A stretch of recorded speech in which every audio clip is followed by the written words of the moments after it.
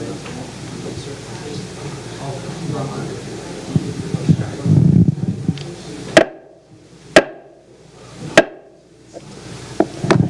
am now called to order the Society's 2,477th meeting and the 92nd Annual Joseph Henry Lecture, in what is now the 152nd year since its founding on March 13, 1871. Good evening, everyone. Good evening. My name is Larry Milstein. I am the president of PSW, one of the oldest scientific societies of Washington, D.C., committed to providing a forum to further scientific understanding and inquiry. Good evening, everyone. Welcome to our members, guests, and friends, including everyone here in the Powell Auditorium of the Cosmos Club, and everyone tuning in on YouTube for tonight's lectures on architectures for the new space age. Let's first thank some sponsors. PSW is grateful to PSW full-year series sponsors, PSW member Mike Helton and Helton Associates, and the Policy Studies Organization in cooperation with the American Public University. We are also grateful to the PSW Spring Lecture Series sponsor, PSW member Tim Thomas, for his generous support. And we are grateful to the sponsor of tonight's lecture, UC San Diego, a world-leading education and research institution where students gain a world-class education and boundary-breaking visionaries create unconventional solutions and the next generation of cures, all with, I can attest to this personally, a spectacular ocean backdrop. And I have swum on those beaches. If you haven't, go. Thank you to all of them.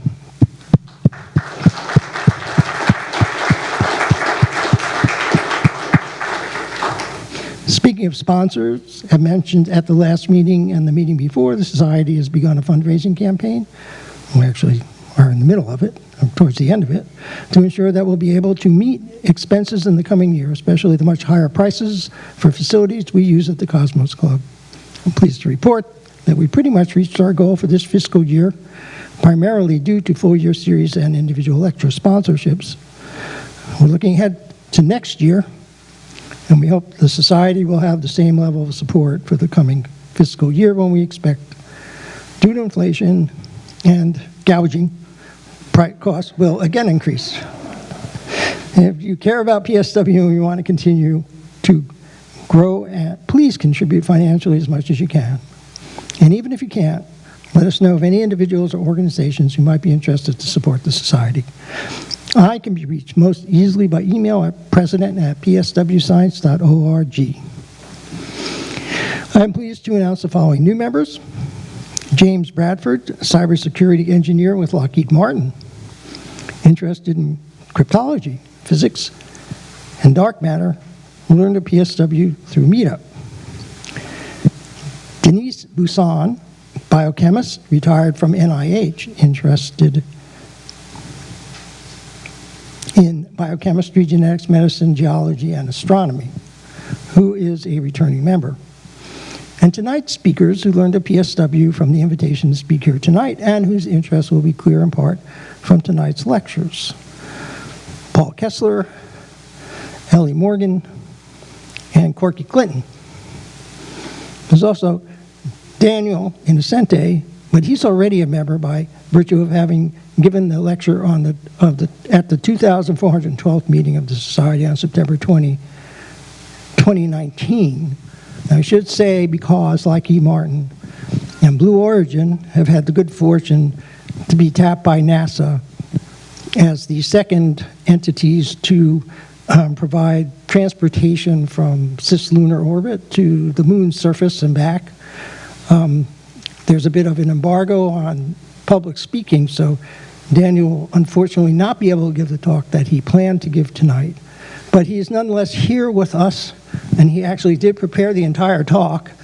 And so we're grateful to Daniel, and I would say we're grateful to Blue Origin and Lockheed Martin for for doing this work and bringing us one step closer to permanent human habitation on other worlds.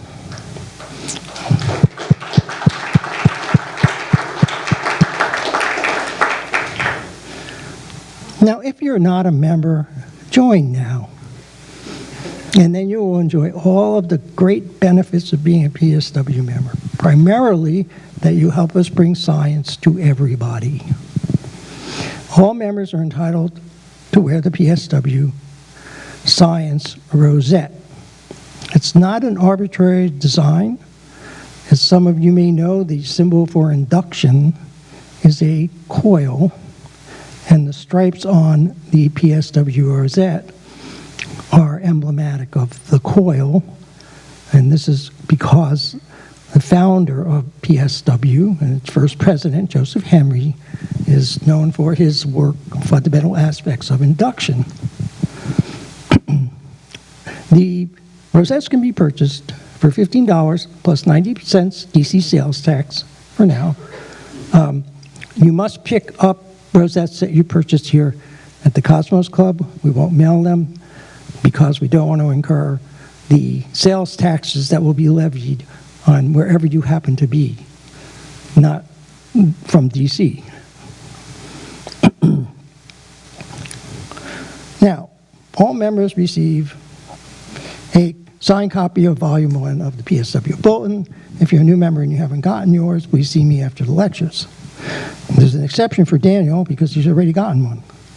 So he is going to get a copy of Volume 10, which is an interesting volume. It contains, in addition to the general meeting minutes, a list of all the members at the time, an extensive obituary and biography of Spencer Fullerton Baird, who founded the National Museum of Natural History and provided many of the collections that it had as its initiation. And it also has an index of all volumes and publications of PSW proceeding up to 1887. So you're a lucky guy. Member at large, Connor Nixon, will now read the minutes prepared by Recording Secretary Camille Lance of the 2,476th meeting and the lecture by Amanda Podani on Ancient Lives Preserved in Cuneiform, Impressions of Mesopotamian Society over 3,500 years ago. Connor?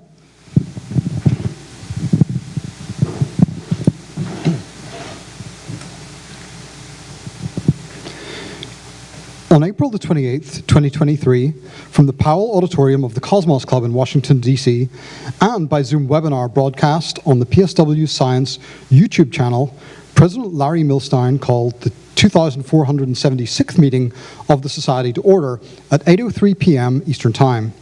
He welcomed new members, and the recording secretary read the minutes of the previous meeting. President Milstein then introduced the speaker for the evening, Amanda Podani, History Professor Emeritus at the Cal Poly Pomona. Her lecture was entitled Ancient Lives Preserved in Cuneiform. Podani focused on the Mesopotamian people who lived over 3,500 years ago. Despite the significant time gap, tablets inscribed in cuneiform script provide abundant information about both communities and individuals, including non-powerful figures. Podani highlighted the wealth of knowledge obtained from surviving Mesopotamian documents, particularly clay tablets covered in cuneiform script. The speaker acknowledged the challenge of unevenly spread information throughout Mesopotamian history. The tablets offer insights into various aspects of ancient life, and while millions more remain undiscovered, the speaker focused on analyzing a specific tablet within the broader historical context. Podani went on to discuss the discovery and analysis of several cuneiform tablets that provide evidence about the ancient city of Turka and the kingdom of Hana. These tablets share common features and suggest a connection, she explained, between the rulers of Hana and King Hammurabi of Babylon. The analysis of these tablets provides insights into the historical timeline and the development of writing during the Old Babylonian period. She then related her own experience working on an archaeological excavation at the site of Turka in Syria in 1983.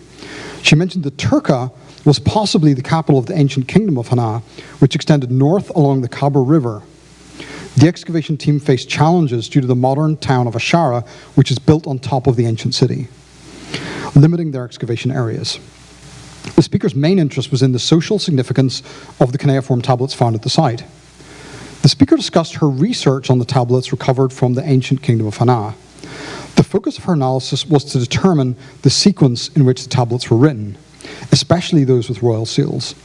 Her research primarily revolved around figuring out the chronology of the kings of Hana.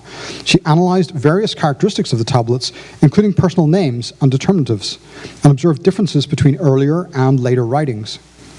Padani further pondered the distribution of cuneiform archives and libraries over time, with certain periods and places being more represented than others. She emphasized the evolving understanding of Hana's history based on the analysis of the tablets and the importance of archaeological discoveries in shaping historical knowledge. One site, Rushdogan, stood out with more than 10,000 tablets found within a 68-year period. The speaker emphasized the disproportionate distribution of the tablets, highlighting an opportunity to study micro-histories. She mentioned her own book, Weavers, Scribes, and Kings, A New History from the Ancient Near East, which explores the lives of individuals from various professions and time periods, including a microhistory of a man named Pagaram. Next, the question-answer period began. A lifetime member of PSW asked, "What grew in the fields, and who conquered Babylon in the Dark Ages?" The speaker responded that the fields were largely used to grow barley, but some fields also grew wheat, onions, leeks, garlic, and generally green vegetables and even sweets such as dates. She continued to explain that many people are blamed for the conquering of Babylon and discussed some of the primary considerations. An online viewer asked whether the letters from the 1300s BC in Egypt could tell us anything about Hana. The speaker said that unfortunately the treasure trove of letters between ancient kings is not valuable for learning about the kingdom of Hana, which is not referred to in any of the literature at the time. After the question-answer period, President Milstein thanked the speaker and made the usual housekeeping announcements and invited guests to join the society. President Milstein adjourned the meeting at 10:02 p.m. Eastern Time. Temperature in Washington, D.C., 16 degrees Celsius. Weather, cloudy. Attendance in the Powell Auditorium, 60. And on the YouTube live stream, 37, for a total live attendance of 97. Views in the 2 weeks after the lecture were 698. Respectfully submitted, Connor Nixon, on behalf of Recording Secretary Cameo Lance.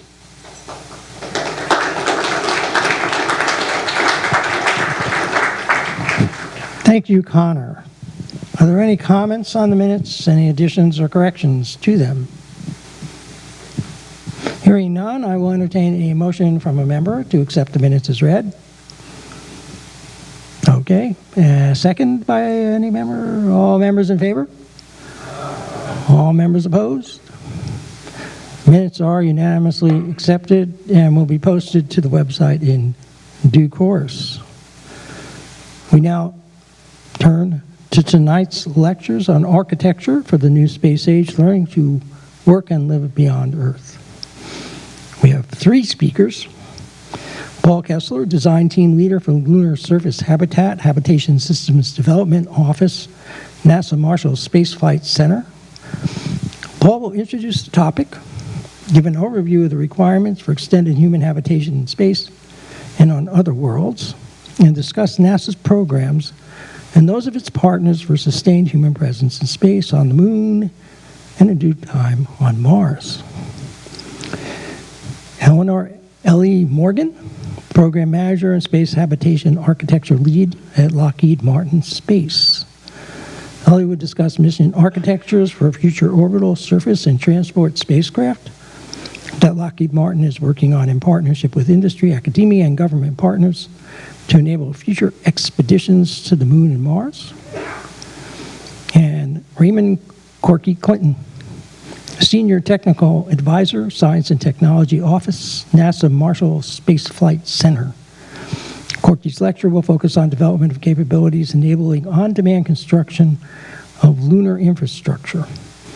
It will provide a brief overview of NASA's Moon to Mars Planetary Autonomous Construction Technology Project including plans for testing candidate lunar construction materials, preliminary design concepts for future lunar infrastructure elements, and the vision for future extraterrestrial technology demonstrations.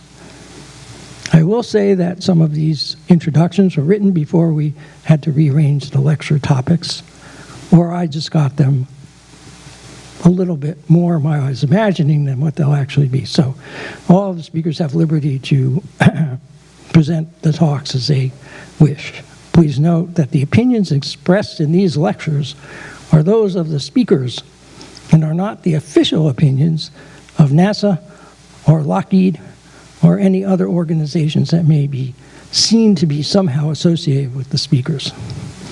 All questions will be fielded after the lecture during an all-hands Q&A session with all the speakers here on the stage. Paul, the stage is yours.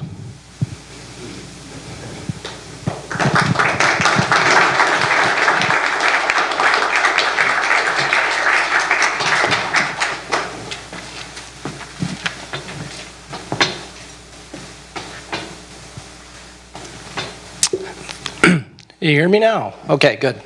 Thank you, Larry, and thank you, PSW members and guests, for inviting me today to talk about human exploration of space. I'm really excited about it. But I would really be more excited if I had a controller. Okay, I do have one. So, today I'm excited to explain to you, first, what the vision of NASA is in the exploration of space by humans. And in doing so, talk about the actual overall strategy that NASA has in order to accomplish this, to pave the way to this human exploration. Secondly, I also want to talk about the habitation considerations and challenges that we're facing in order to have long-term habitation in space. And then finally, also to wrap this all up with the idea that collaboration is the key to our success. So why do we go? This is the first question that we need to ask ourselves. Now, there's a myriad of answers that can come to this. The agency provides us some of these answers in the form of the 3 pillars that we use. These are 3 principles by which we operate in the design of our architectures. And this starts with, first and foremost, the science. Gathering the science to understand the formation of the planets, the formation of the solar system, our own place within the universe itself. We are a scientific organization after all, so it makes sense that we would be looking at science. Secondarily is our national posture, the ability for us to provide leadership, a new economy in space that maybe transcends anything that we have dealt with before. This is a new regime. This is a new area of industry, and there's a lot of potential here. And finally, inspiration. What is the point of surviving as a human being? You want to thrive. You want to not only survive, you want to thrive and flourish. And so flourishing and thriving really requires the inspiration that comes from this audacious goal of human exploration of space. So in the realm of changing administrations, and in the realm of changing budgetary constraints, there's a challenge that we all face, especially within the agency. And the way that we have made as a strategy to meet this challenge is to perform this function of architecting from the right and executing from the left. And what we've done is we've provided a Moon to Mars objectives that the agency has set out to tell us what that end goal would look like. Because it's important to understand your needs, goals, and objectives. And that feeds into the architecture teams that work both in the lunar architecture as well as the Mars architecture itself into how do we design these systems. We decompose these objectives into their characteristics and needs and their use cases and functions. And by breaking them down into that, we're able to understand what the architecture does, how it performs, the gaps in technology and development that we need to fill in order to actually perform this exploration. But NASA doesn't do things in a vacuum. And so it reaches out to the community as a whole to try to get some inputs into these objectives. And it did this in 2022, if you might recall, if you saw the Moon to Mars objectives, and got information back both from NASA as well as commercial and international partners. It's important that when we develop these objectives and these goals, that we know that these are the right ones for us. There was, actually after this time, there was the reiteration of some of these objectives to formulate them a little bit better. And it was helpful to have that input from the community. So when we architect from the right and we go to the left, we recognize that in that process of developing architectures, we needed to communicate again to the overall community to help our industrial partners as well as our international partners the insights that they need in order to develop the technologies and systems and capabilities that we need in order to accomplish these goals. And so we've developed in this regime, we've developed the architecture definition document, a detailed document about how this architecture is supposed to work and how the implementation of the strategy is supposed to work.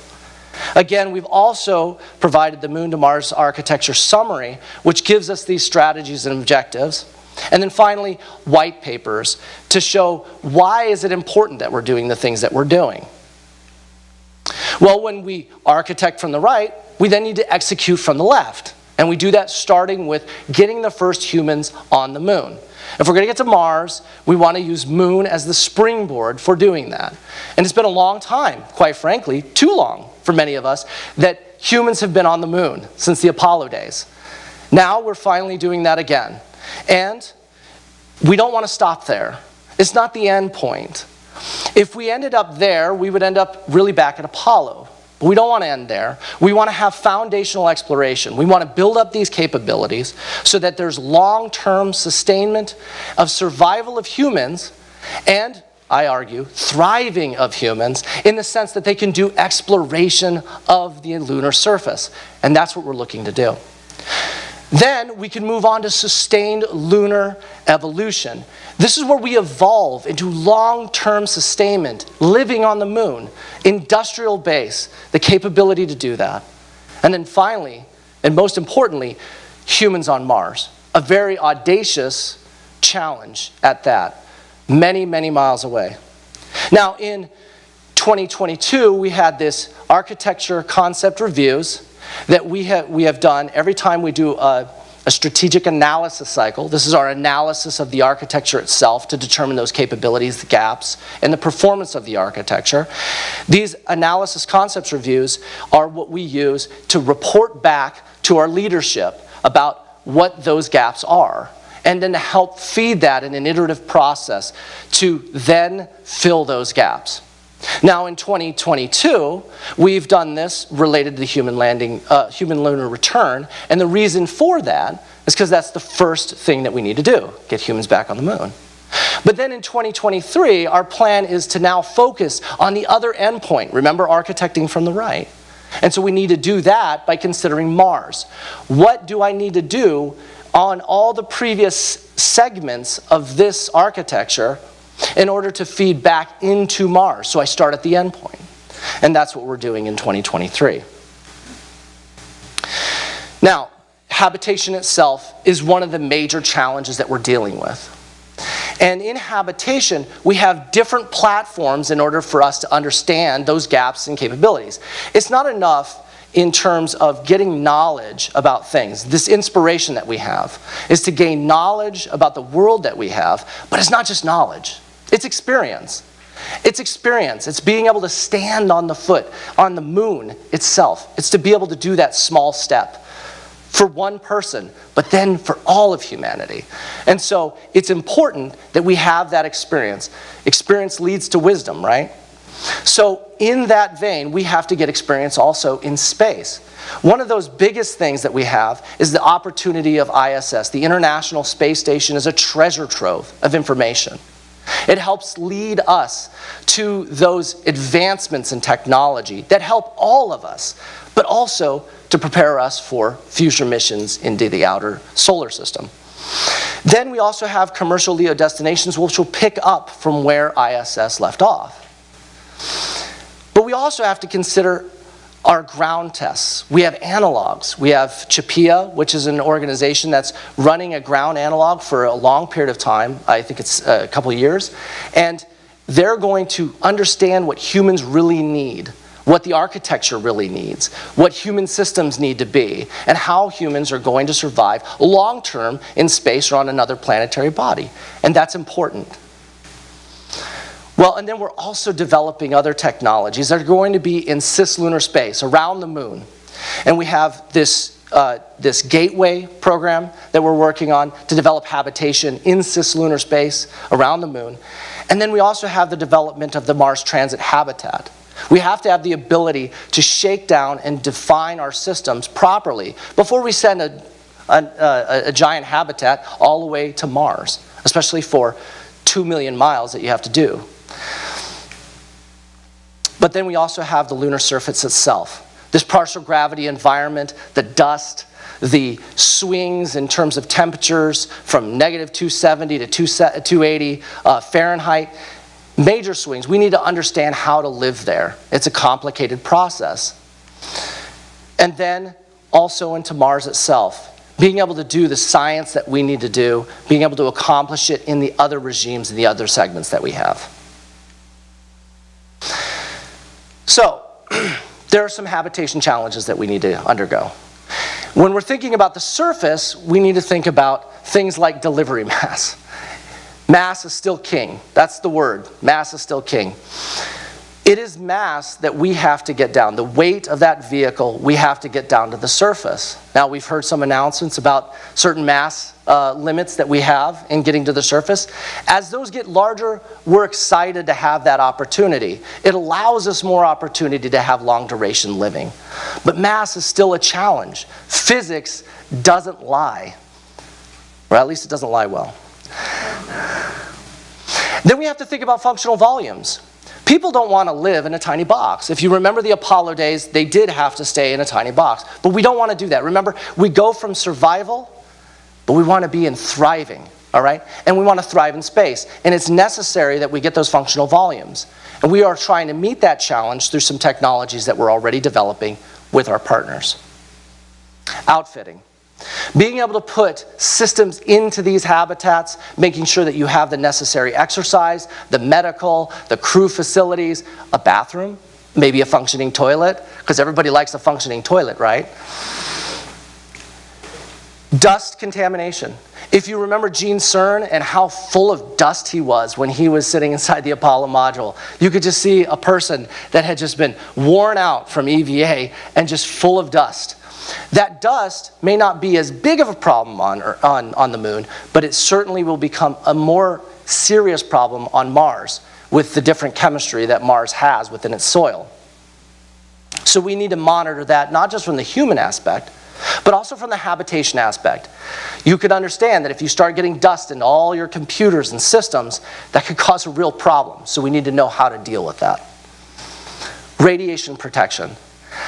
We're very lucky to be here on Earth, protected from the enormous amounts of radiation that are happening in space. From solar particle events to galactic cosmic radiation, heavy elements from exploding stars, or even energy coming from our own star, the sun. But we have to protect the human body as well. We could have short-term as well as long-term implications on the human body, and we need to find ways to actually mitigate this as much as possible, especially when we get outside of that magnetic field that surrounds us and protects us every day. We can understand this is going to become more of a serious problem out in outer space. Dormancy. This is an issue that many people don't really think about, but if we're going to send some vehicle into space, and we're going to leave it there without a human on board, we have to still make sure it works when we come back. We don't want to show up at our house and everything is broken and we have to fix everything. So finding ways to do this, potentially through autonomy and robotics, but some way to keep our system still functioning when we do come back.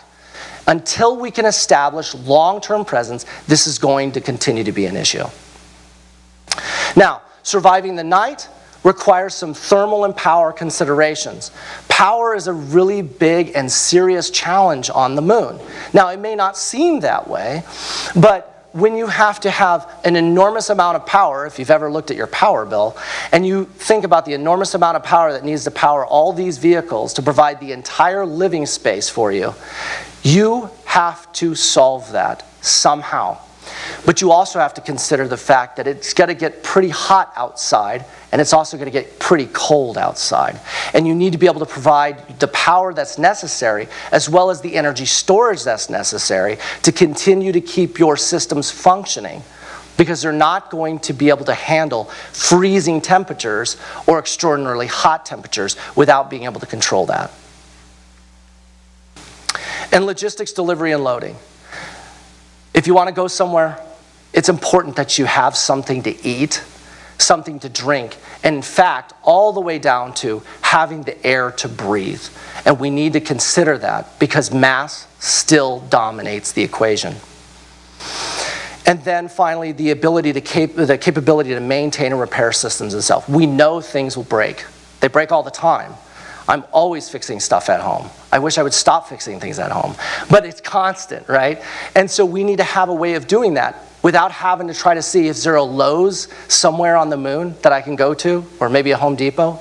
And I'm not endorsing either one of those, by the way. Okay. All right. So when we go from the surface, and now we need to go to Mars, it might seem like a small leap, but it's an enormous leap. There's a lot of challenges that we face in going to Mars. We do not have spares resupply. So when I talked about that maintenance component, I don't have the things that I need to fix just coming to me on a constant basis. I have to bring everything with me. And that is going to also impact the propulsion systems that have to take me. And every time I add a kilogram of mass, that propulsion system has to have a bunch more propellant to push it. And so it's going to start eating my lunch. Excuse the phrase, it's not going to really eat a lunch. And then we have waste and trash management. We have to be able to get rid of our trash, we have to get rid of our waste, we have to manage it. We do not want to take that everywhere with us. And also this feeds back to our propulsion systems. We want to get rid of things that we don't need anymore so we don't have to push it around the solar system. And then we have to have the capability of storing all those things, which is obvious. Now, in terms of human and health and performance, a lot of you have probably seen, if you've researched anything about long-term habitation in space, these ideas of rotating cylinders and whatnot. Well, there's gravity, there's radiation, there's things that will affect the human body. You don't want to get to the surface of Mars and not be able to walk, not be able to do anything. So we have to find ways of taking care of individual human beings. We are working on that, and we will continue to work on that. Now, in terms of the habitat itself, we want to make sure that a habitat is prepared for a long-duration mission that requires a long-duration shakedown. We have to test out all those systems. We don't want to go to Mars and find out nothing works, or nothing's the right thing for us, or it creates problems for human beings that have to actually live on board. And then again, back to the radiation protection, but also micrometeoroid and orbital debris. We don't want anything bursting the bubble, so to speak. We don't want to lose oxygen and atmosphere to space. And then communication delays. These are extraordinarily high. I think you've probably seen this when you maybe watch movies like, popular movies like The Martian, where it's multiple minutes to and from the planet to Earth. We can imagine that's going to create some problems. It's going to create problems in terms of astronauts being able to be trained to repair items, to maintain things. And whenever anything goes bad, you're kind of on your own. So we have to find ways of handling that. And that leads me right down to the ability to cover for major faults, for major problems. We want to continue living. We don't want to just survive. We want to thrive. Now, as a part of all of that logistics that we need to feed ourselves, right? We need to have drinking water. We need to have oxygen. We need to have clothing. There are so many things that the human body needs. And these things start to add up. So one of the ways that we have sought to try to solve this is to try to use different closure levels of environmental control and life support systems. Now, there's the open loop system, That just takes your stored gases, your stored water, and it provides it to the humans in space. But there's another option, and that is reduce, reuse, recycle, right? Reduce, reuse, recycle. We want to do that as much as possible, especially the further we get from Earth. So you can regenerate water and fluids, and you could also produce oxygen from water. So we have these opportunities that are open to us. And what we've found is that if you're able to close that loop within only a few missions of 30-day missions on the surface of the moon, you've already bought back the entire mass that you needed to send in the first place if you didn't have that. Now, in terms of space, we have different classes of habitation. We have our class 1, which is the pre-integrated habitat, the things that we're familiar with, like ISS. But in class 2, we have this ability now to have prefabricated habitats that actually expand. You might say inflate, as inflatable soft goods.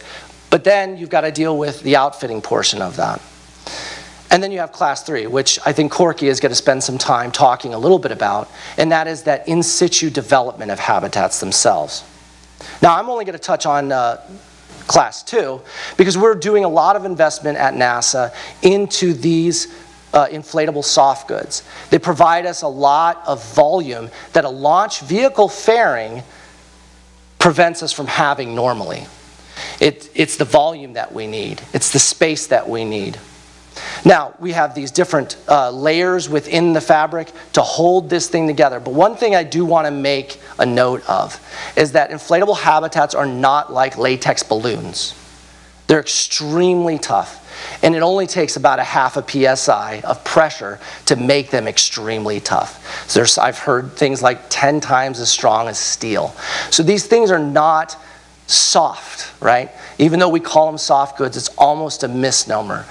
But we do have a capability here that we didn't have in the past that we continue to develop. Now, these soft goods are not new technologies. They've been developed even in the 60s and 70s and all the way up to today. But our contract partners like Lockheed Martin and others are actually expanding that technology development. They're actually growing that. And so we're excited to see where this ends up. Now, you can see the soft goods here and how they deploy in the different configurations that we have. You can see on the bottom, you can see this surface habitat, its expansion from this small shriveled up thing. Now, this is a radial expansion of a habitat itself, but you could have expansion in all directions. Inside of these habitats, there is a metallic core, and that core structure holds a lot of the systems that we have, because we need to be able to have those systems anyway. This is an advantage of doing that. As long as I can fit inside the fairing, I can do this whole radial expansion.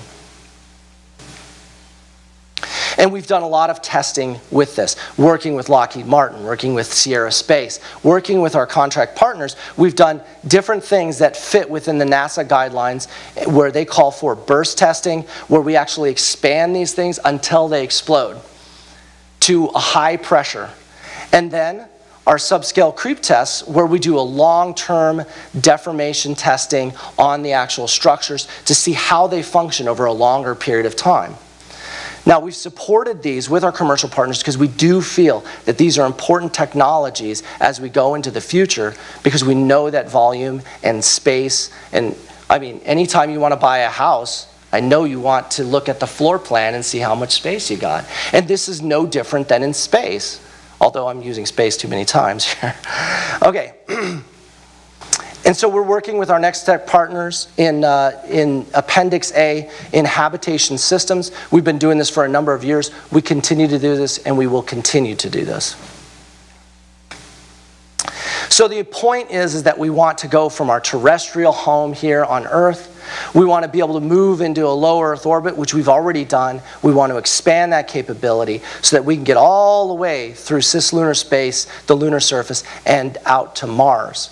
And it's going to require a lot of challenges. It's going to require a lot of technology development, and it's going to require a lot of partnerships.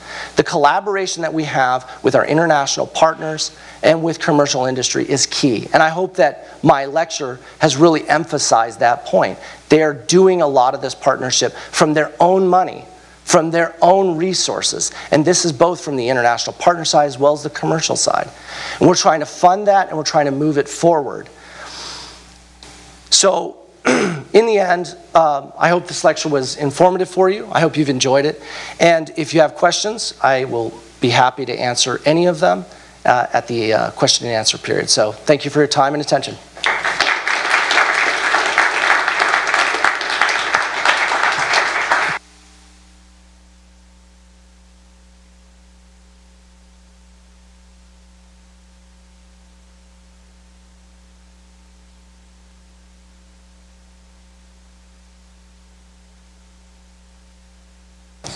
Hello, hello. Oh, I guess I was supposed to introduce the next person. And I guess I will call up Ellie Morgan, please. Yes.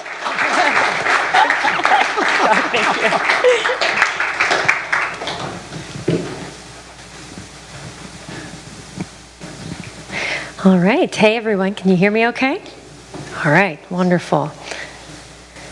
All right. Well, once again, thank you all for being here tonight. Thanks for having us up here. We all love talking about this topic the most. We're very passionate about it, all of us here. So tonight I want to talk with you a little bit about some of the work that we're doing at Lockheed Martin, but also to get us to the moon and Mars, and what we're doing in low Earth orbit as well.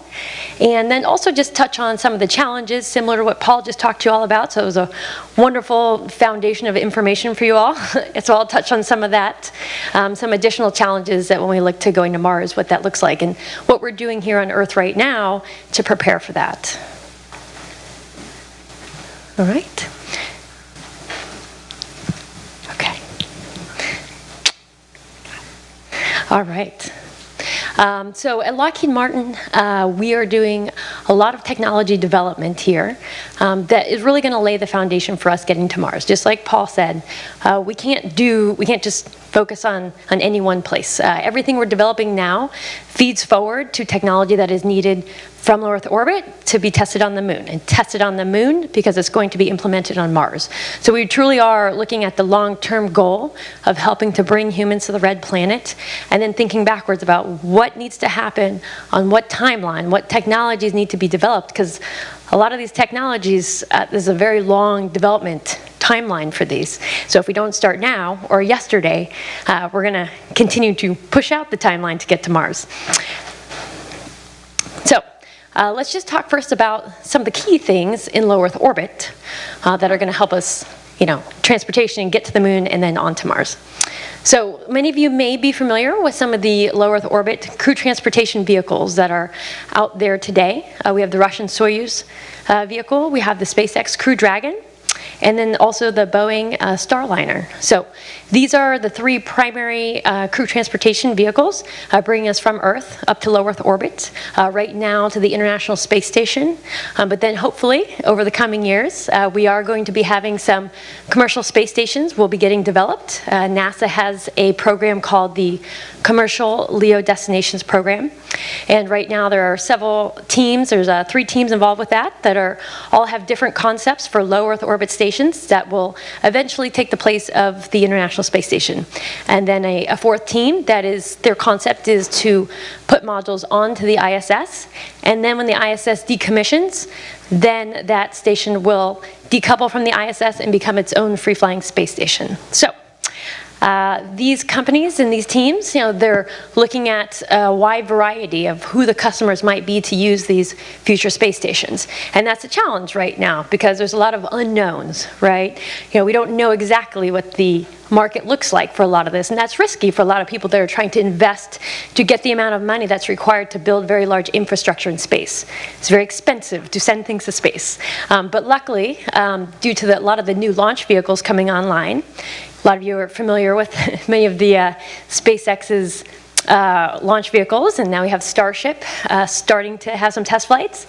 But that's been a huge, huge plus for the lower cost launching things to orbit, because that has always been a huge barrier to build any infrastructure up there. So that's really exciting for all the space companies. We can finally start bringing things up to low Earth orbit, and then now we can start bringing things onto the moon as well. Many of you are probably familiar with the Orion vehicle, which is part of the NASA Artemis program. And the Orion vehicle is designed by Lockheed Martin. And this vehicle is specifically designed to be a deep space crew transportation vehicle. And now this crew capsule sits on top of the NASA SLS rocket, and this is what will be bringing our astronauts back to the moon. Recently, we had the crew for the Artemis 2 mission was announced, so that's really exciting. They are slated to be launching in late 2024. And that mission will take 4 astronauts, and it will fly them around the moon. We'll do a flyby, and then they'll come back to Earth. The first mission we had was uncrewed. We were testing out the systems. It performed very well, so we're very pleased with that, and so we are on track for 2024. The follow-on mission, which will be the Artemis 3 mission, that is going to be the first mission that will bring humans back down to the surface of the moon. And on that mission, we will also have the first woman and the first person of color set foot on the lunar surface. So we're very excited about that. And one of the things I just kind of want to point out a little bit about the Orion crew vehicle. So this vehicle is specifically designed for deep space. So when we talk about that, some of the major differences is that this crew vehicle actually has to enable 4 crew to survive for up to 21 days inside of it without docking to anything else. So as a result, we have some additional life support systems that are inside of this, some navigation communication systems, a lot of redundant systems that we need when we're moving very far from Earth out to the moon.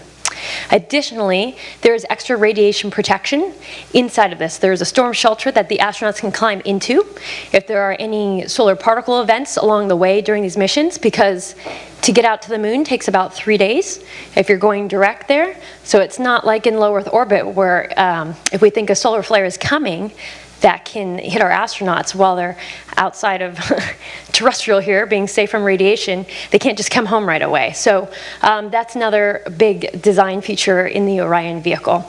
And last but not least, this vehicle has a very large heat shield. So when the Orion vehicle comes back from its trajectory from the moon, it's going to be flying very fast. A lot faster when it re-enters the Earth's atmosphere than a normal crew vehicle that would be orbiting in low Earth orbit. So another huge feature of this, and so we're very excited for all the future missions with Orion.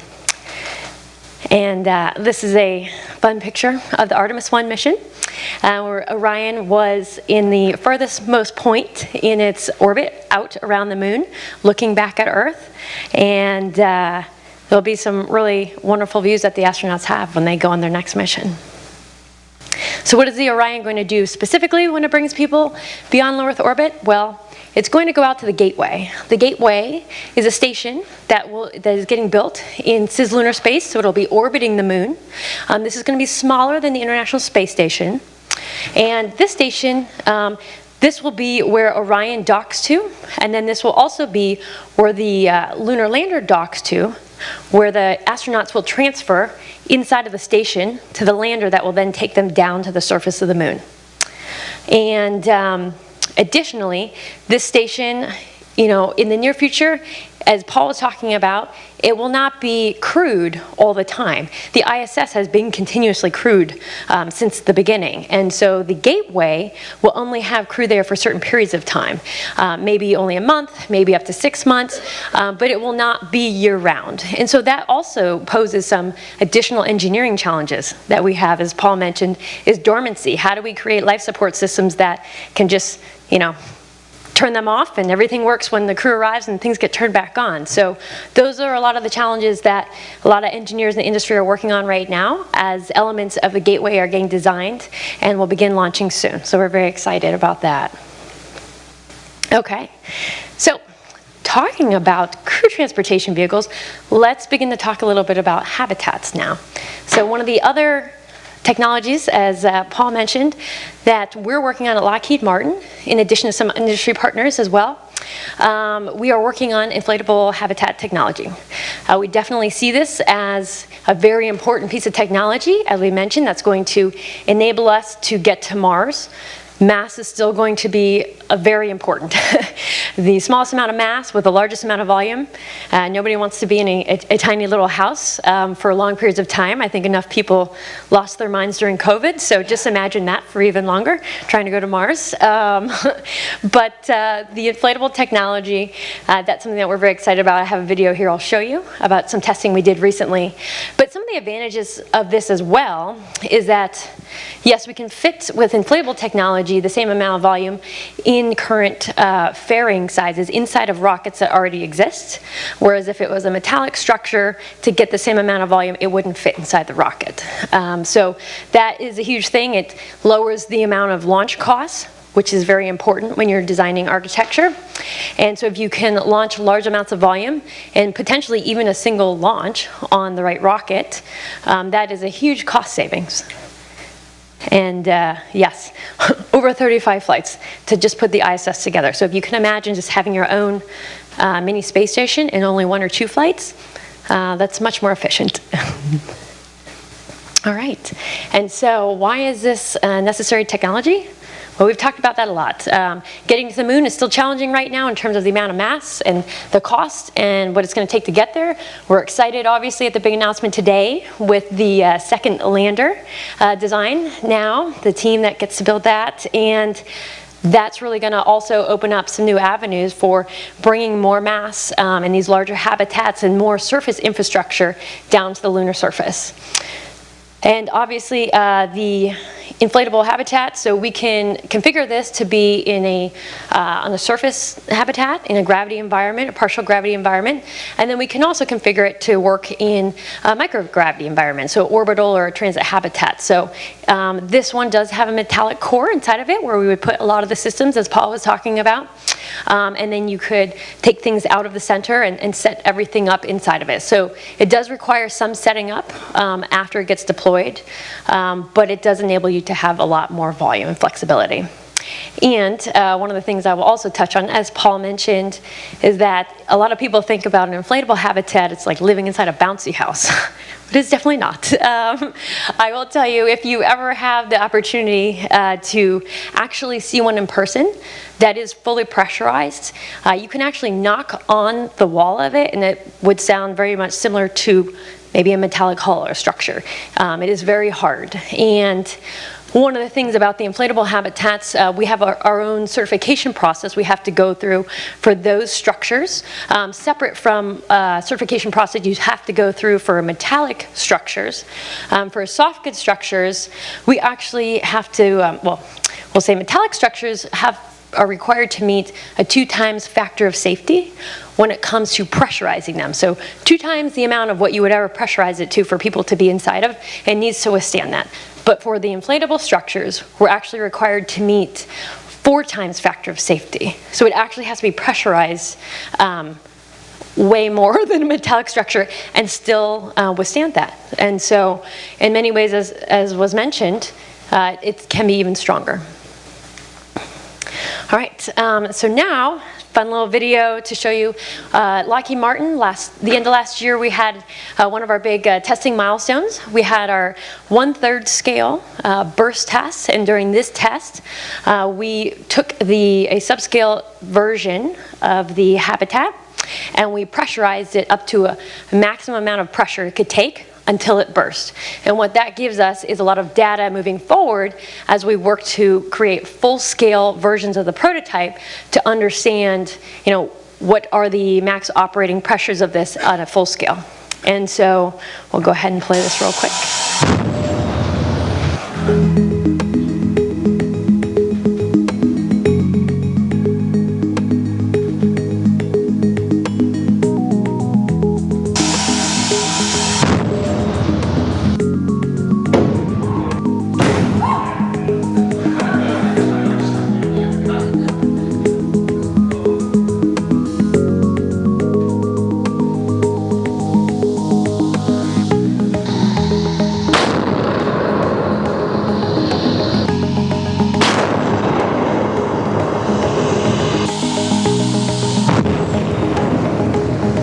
So as you can see, we had a lot of cameras up all over the place to capture all of the different angles. And this was really important for us because we needed to see where exactly did it fail first in the structure. And where it failed in the middle was where we predicted it is where you want it to fail first. So the test went very well. We exceeded the 4 times factor of safety and got over 6 times factor of safety. So we feel very good moving forward with the additional tests we have to do and moving up to full scale. And in future iterations that we'll make with the inflatable structure as well.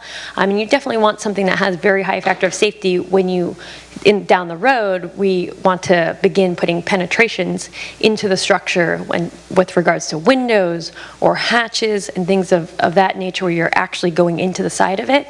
So that'll be really important. So good news there. All right. Well, before I talk about this, actually, let me go back here. I just want to touch on a few things about the lunar surface and just kind of some general infrastructure and architecture things. We talk about putting habitats on the surface of the moon, but it's kind of like if you built a house out in the middle of nowhere with nothing around you, that probably wouldn't work out too well for you if you didn't have a way to get power, communications, if you didn't have a car. Probably wouldn't really have a great time or be able to do a whole lot.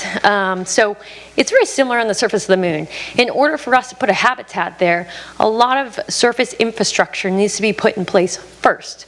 And so as a result, Lockheed Martin is we're involved in a lot of different programs and contracts right now and different development efforts for various pieces of the architecture. Because for us, we see this as very holistic in nature. We're not just focusing on one. How do they all come together? So some of the projects that we're also involved in is the fission surface power, so as a power area. So we're looking into that because that's going to be some important power source that you're going to need when we're going to be operating at the lunar South Pole during the lunar night, as Paul talked about, especially when we'll talk about next, if you want to start doing some surface construction and you're going to have equipment and things that draw very high power levels.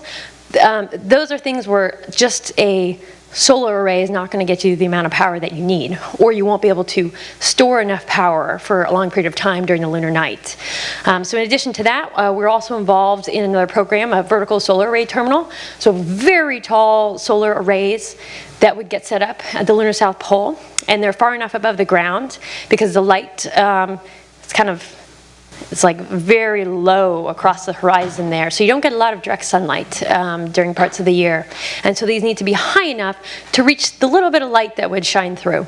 So that's an area that we're also working on. Additionally, we are partnered with General Motors and another company, MDA, to work on developing a lunar rover. So it'll be kind of the next generation car for the astronauts to drive when they're there. And that'll be really important because we're going back to the moon. We want to do a lot of scientific exploration. We can only walk so far in spacesuits. That's not very comfortable. You don't want to walk far distances in those. So having a vehicle there to move you around the surface, being more efficient with the surface time that you have while the astronauts are there is going to be very important. Additionally, last but not least, we are also looking into communications and navigation network around the moon. That's going to be really important. Just like here, you want to have your cell phone, you want to talk to people, you want your GPS. Well, you're also going to need that on the moon if we want to send people there to stay.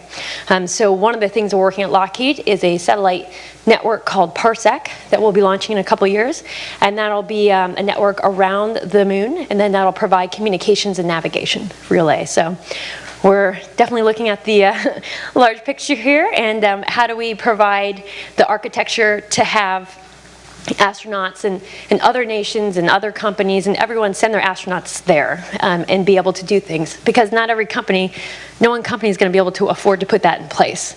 So we'll put it there, and then other people can use it as needed. All right. So now that we've talked about the lunar surface, let's talk a little bit more about long duration missions going out to Mars, or long duration missions in space at any time. So one of the things I had the opportunity to be involved with starting off my space career a little while back was one of the analog missions that NASA does. It was a human exploration and research analog at Johnson Space Center in Houston. And this is one of the handful of analogs that occur around the around the country, around the globe. Some of them NASA sponsors, other ones are sponsored by other organizations.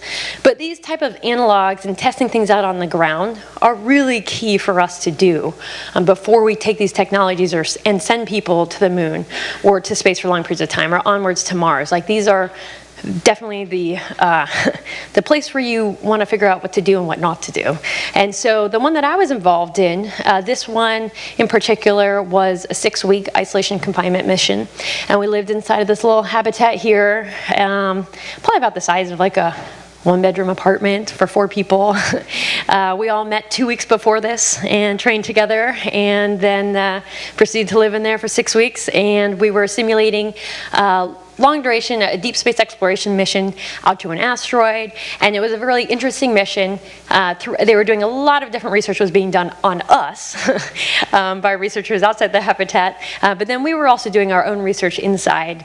And it was definitely definitely a wonderful experience. Some of the things that we were doing, they were doing food studies, as was mentioned earlier. That's going to be really important for astronauts on long duration missions. You know, food's a really important part of our everyday lives, and that can, you know, affect you not only your health, but like also your mental and emotional headspace too. And so we were doing a food study. We were also doing a sleep deprivation study. That was super fun. And they were really trying to just understand what affects, like, what's the cumulative fatigue effect on an astronaut? Like, if we're asking them to work long hours, do EVAs, if they're not sleeping much, you know, what happens then? You know, will that cause a lot more chance of errors in the mission that could be life-threatening? And so that was another interesting part of the study. And one of the other things they were also doing is they were trying to study crew autonomy. And that's a really important thing that we don't think about a whole lot. It was mentioned previously here tonight about how there's going to be communication delays. When we send crews out to Mars, they're not going to be able to make calls back to Earth right away. You could have up to a 20-minute communication delay from the point that you call and ask a question that you have about a system in your spacecraft to the point that you receive an answer. So you better hope that that's not when an emergency is occurring and you need an answer right away. And so one of the things is, throughout this mission that I was in, every day they were increasing to simulate. The further out that you go, they were increasing the delays. We were talking to mission controllers outside of the habitat. And so it was very interesting, and they were trying to assess, can the crew function without us? Can we give them good directions about things to do? Like, can they be more autonomous and make their own decisions and change their schedule and do the research? And what do they do when emergencies happen? And so that was a lot of good research for them to gather on that. And last but not least, a huge part of this one in particular is focused on psychosocial and like personal interaction and how, like, what are the right types of skill sets but personality traits that you want to have in people that you send on a long duration mission. Not everybody you want to get locked up with for a long period of time. Some people are like, yeah, that's fine for like a trip to the moon for like, you know, a week or a few days. I can deal with that. But, you know, maybe going to Mars, not so much. Maybe even the person that you're like married to, maybe not. But anyways, so it was a lot of good research that was done in terms of when we all came out of this, you know, evaluating what are the traits that we think is best. And it might not be what you traditionally think is best. You might weigh certain traits higher, you might look for people of this types of mission. So, but all is to say, these analogs are continuing. The new one just began at Johnson Space Center. It's actually in the same building as this, next door, and I think that'll be about a 1-year analog, and that one's going to be a much longer one. So that we'll be getting a lot of great data out of this. Next, human-in-the-loop testing. That opportunity I had there, Paul touched on that earlier. This was back in 2019. My previous company, I was involved in developing a prototype and bringing some NASA astronauts through that, and we were doing human-in-the-loop testing. We developed a whole internal prototype and yeah, basically a day in the life. We had NASA astronauts come, we kind of put them through, we had them do experiments inside, run through emergencies, all kinds of things to just truly evaluate how do people use the inside of a habitat, because it may not be the same way that the designers intended it for it to be used. So we also tracked during this time the amount of space that people were wearing badges and monitors. And so we tracked, we did like a whole 3D imaging of how does the space get used? Are people using all this space? So they migrate to a certain space more than other spaces, and are they closer together at times and not at other times? And so that was all really valuable data that you use when thinking about how to design a habitat that's larger and for a longer duration mission. One of the other items that's going to be really important on these long duration missions is radiation protection. Now, one of the projects at Lockheed Martin that we had the fortune of collaborating on was with a company called STEMRAD, and they developed a radiation protection vest called AstroRad. And this vest here, this was flown on the International Space Station. So for about 2 years, this was up there, and we had crew members on the International Space Station trying out the vest, doing different things with it on, really just doing a lot of human factors evaluation and ergonomic study on, how comfortable this was and how would we adjust this. Now, the vest itself is not meant to be worn every day.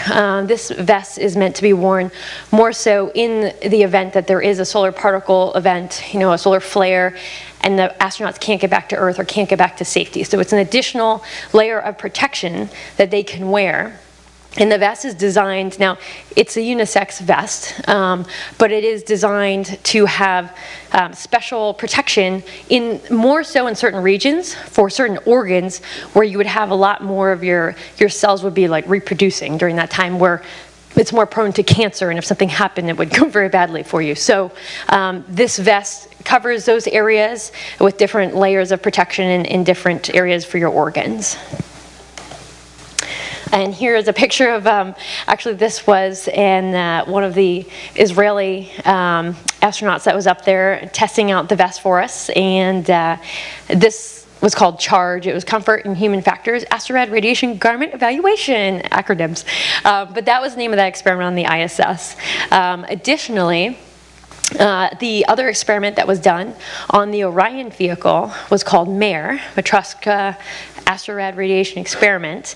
And this we actually did in collaboration with not only STEMRAD, but also in collaboration with NASA and DLR, and then also the Israeli Space Agency. So this was a really wonderful project that was done, and essentially what we did was there was 2 mannequins, kind of phantom torsos, and they were placed inside of the Artemis 1 mission in the seats, and this was an uncrewed mission.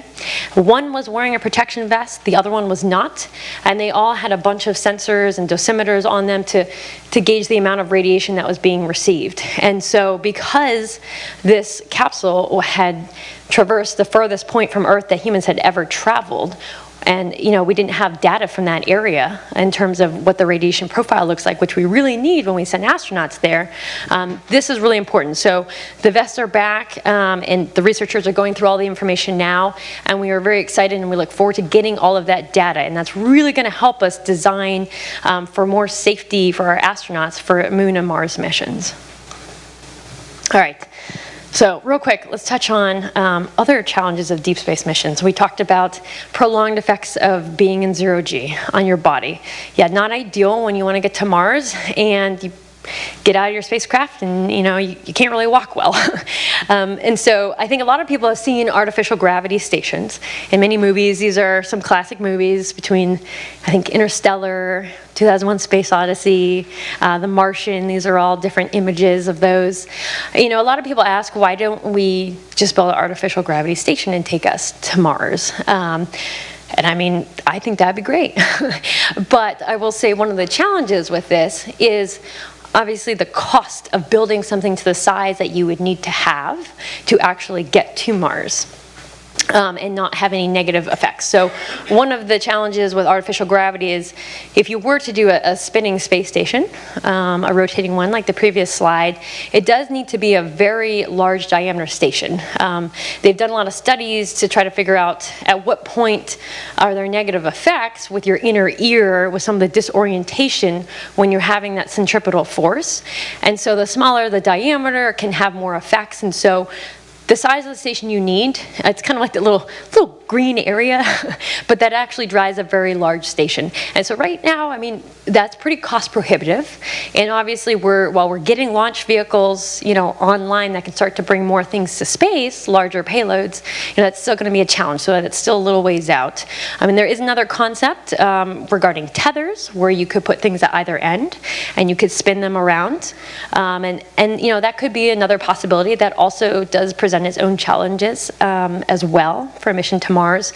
And so, while I don't think in the near future we'll be having artificial gravity to get to Mars, I know a lot of people are looking at that for low Earth orbit, and we'll see. I would love to see that happen, but I will say one of the other ways that we can try to reduce some of those effects is that we can look at other sources of propulsion, maybe try to get people there faster so that they aren't exposed to those levels of radiation or that amount of time in microgravity and zero G. And so one of the things that we're doing at Lockheed Martin, this is one of our concepts for the potential architecture for what a Mars transit vehicle may look like in the future. And one of the pieces of this architecture, aside from the inflatable you see in there, is we actually have a nuclear thermal propulsion on this. And that's another program that we're involved in at Lockheed Martin with our Draco program. And we definitely see the nuclear power as definitely a key enabling technology for a lot of their future space missions that we want to do. And these are some other fun concepts of what things might look like going to Mars or on the surface of Mars. And then I'm just going to kind of leave everyone with this fun visualization of what it might look like if you were inside one of those Mars transit vehicles.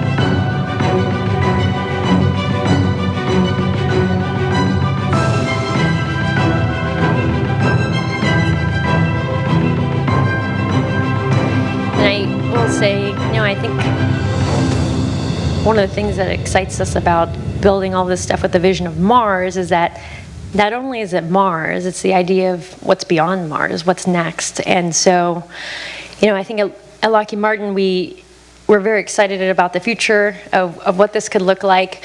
We absolutely understand that there's no one person or company that's going to achieve this by themselves. And, with that reason is why we work with NASA and other industry partners, academia. It's going to take everyone, all the brightest minds, for us to come together and really work on the solutions to these hard problems that's going to get us back not only to the moon, but onward to Mars. And so with that, I thank you all so much.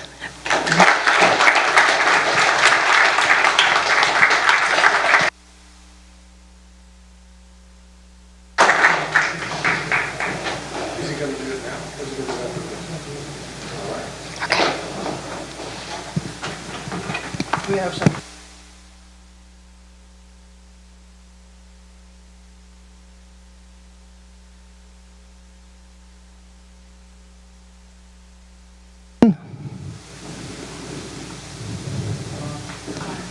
It's on? Okay, great. So we have some late breaking news. When the powers that be said, no, you can't give your talk to Daniel, we eliminated his talk, but we didn't eliminate him. and we actually saved his slides. So we now have permission from, I don't know how high up it goes, but somewhere in Blue Origin, which is not the opinion being expressed here tonight. We have permission for Daniel to give his talk, and it may take a little bit of time for us to rearrange slides, so be patient. Daniel? The clicker?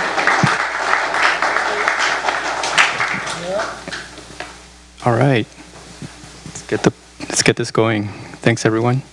So I'm here as an architect, but also as a space architect. My background is in architecture. I've worked in that field for several years, but more importantly, I've worked as an architect for many, many more years, designing buildings around the world of all types and scales and different typologies. And so space architecture for me means taking Earth with us to space. In the 1970s, visions of humanity going to space started to come together, some supported by NASA. What you see here is what is called an O'Neill cylinder. This was developed as part of the big ambitions to take everything that we care about, everything that we use to support civilization out into space. And so that's been kind of like the core vision of space architecture since then. And of course, we all know that the ISS has been in orbit around the Earth, where a lot of science and different kinds of activities around human health and human physiology and the awareness of how human systems can function, live, and thrive in outer space. But really what's at the core of this is not too dissimilar from the way that we treat architecture on Earth. There's issues of environment, issues of habitability, and these can be broken down, of course, in the aerospace world into much more technical aspects of how we interface with the built environment. But in space architecture, what's unique is that we have to take this to the next level. We have to think about things like internal pressure, highly differentiated temperatures. We have to think about confinement. We have to think about health, like exercise, especially when it comes to the human physiology, because we're living in a completely different gravitational regime. And so these are some of the key drivers behind space architecture. And as a space architect, you have to become aware of all of these key drivers. You have to think holistically, you have to think systemically, but you also have to make sure that the environment that you're designing is inspirational. And so this is where architecture comes into place. First, you have to think about volume. Volume is a key aspect and a key driver of living in space, because having more of it means that you can do many more activities. Having less of it limits you. Also, there's environmental control systems, ecosystems, but lighting is one of the big ones, I would say. When you think about the human response to daylighting on Earth, we've evolved around that, so you have to try and maintain some of those cycles, the natural sleep and working cycles. And of course, when we think about space architecture, we have to integrate mechanical systems, equipment that's used by the astronauts. A lot of that has to do with different unique and diverse scientific and working activities. And so as a space architect, I work to integrate some of these. And so just to continue moving, there's many drivers behind space architecture. This is one example of a big vision for space architecture. So this is the orbital reef developed by Blue Origin. It's an ecosystem that is diverse in its technologies, diverse in the different partners that work on it. But more importantly, it really tries to put the human at the center with these large open spaces that can interconnect and bring a wide range of activities together. In the past, I've also had the opportunity to collaborate with academia and with industry. Some of the visions that I put together as a space architect, working on my own projects, have been around how do we use space architecture as a vehicle for different activities that go beyond science, things like entertainment, things like observation, things like hospitality. Can we push space architecture to the new frontier by bringing with us the different diverse activities that happen on Earth? And so this will also become the future. But when you think about that, you have to think, how can I integrate new materials? Because materials and technologies around manufacturing can enable different forms of architecture and different ways of integrating human aspects of it. So carbon fiber is a big one. This is a project, it's a research project that was developed together with NASA, where they were investigating carbon fiber And carbon fiber promises to be one of the most lightweight but advanced materials for coming up with complex structures that can achieve multifunctional things. This is some of the test products that we developed in collaboration with the University of Manchester with Dr. Vivek Konchari.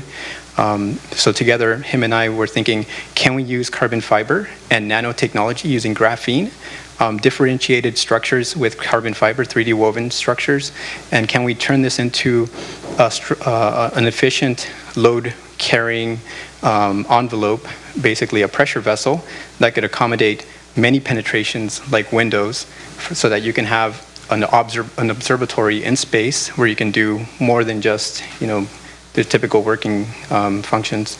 And so these are just some kind of illustrations showing how we think about the system, breaking it up, everything from the environmental protection system down to the window panes, thinking about the integration of thermal, and then even the interior finishes and how we can protect the inhabitants from interfacing with other materials. And so this is just one vision. There's many visions about this, but what it takes to get to this is you have to do a lot of the research and the material science and the testing. And now when we talk about surface architecture, we're talking about going to a destination where there's a lot more to contend with geographically. There's also dust. So one of the biggest issues on the moon is the factor that dust can damage lots of equipment. It's hazardous to humans, and it can make its way into your habitat structure. And we know from some of the missions like the LRO, the Selene, the Lunar Prospector, and the L-Cross, that there are specific regions where we can access resources like water which is hidden inside of the permanently shadowed regions. And so if we can identify very specific destinations, we can start to formulate architectures around going to that location. Just like on Earth, when we have a site, that site, it impacts your architecture. Your architecture wants to be site-specific and wants to be environmentally responsive, and these are considerations for the future. And so now surface architecture brings with it many more things than just habitation. You have to somewhat parametrically tie your architecture, your habitat, to other systems like transportation, robotic construction. We're talking about landers, we're talking about ECLIS, in situ resource utilization. And so these are just technologies that you have to bring with you. Some of them you bring with you before, and some of them you bring with you after you have some human presence. It really depends on the level of sophistication. And so these will be proving grounds for us. Initially, it will start with small prospecting missions. We identify the resources, we identify the location, and then we start to bring other elements like power and communications, small surface hubs, logistics, and things like that. And then we can start to scale that up. It's not too dissimilar from the way that we approach architecture in extreme environments on Earth. In the Antarctic, for example, there's many stations. The Antarctic is basically it's like a continent for experimentation, where many countries around the world have developed different facilities, and these are all focused on understanding the Earth and what climate change is doing to it. So to get there, you have to build a lot of these buildings before you actually build them. That means prefabrication. Often in other parts of the world, you ship them on boats, and when you get them there, you have to install them, and every step of the way has to be methodically designed and developed. And so construction techniques have a huge role to play in this. These are some examples of those stations, and you can see just inherently in the form, these are all prefabricated systems. Some of them you can see are really large, some of them are elevated, often elevated because they need to be jacked up, and the snowpack starts to accumulate, and if you don't continuously jack up the habitation, you basically get covered in snow. And so when it comes to surface architecture, there's a lot of technology gaps that we're trying to overcome. And there's a really, I would say, like a really well-documented taxonomy of technologies that NASA has produced. And these are areas where people like us, space architects, engineers, scientists, can start to collaborate on bridging those gaps. And so I've identified a few of them in particular that I've been interested in throughout my career. And these have a lot to do with habitation systems. And if you take a deeper dive into these, you can really get into what exactly are the specific details that you need to develop around these technologies. One of those technologies is enclosure systems or pressure vessels. And so we've heard, Ellie talk about inflatable systems, and we've also seen a lot of rigid technologies evolve. And in one of the projects that I had the chance to work on with the European Space Agency was the Moon Village habitat, where we came up with, it's a very large scale habitat. This is looking further into the future, but it's a 4-story hybrid composite system. We have a metal frame, which is an exoskeleton. It supports the floor systems. And then we have an inflatable shell, which is a 3-lobe system, inspired by many pressure vessel technologies. And we went through this process of doing what's called a concurrent design facility study. We studied everything from the way that you deliver a habitat of this scale down to the installation and the outfitting and operations.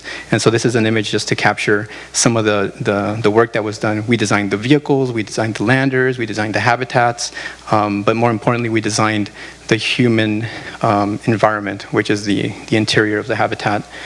And I'm gonna show you guys a video which really goes into detail on how this journey could take place when we get to the scale of architecture. If it plays. Yeah, there we go.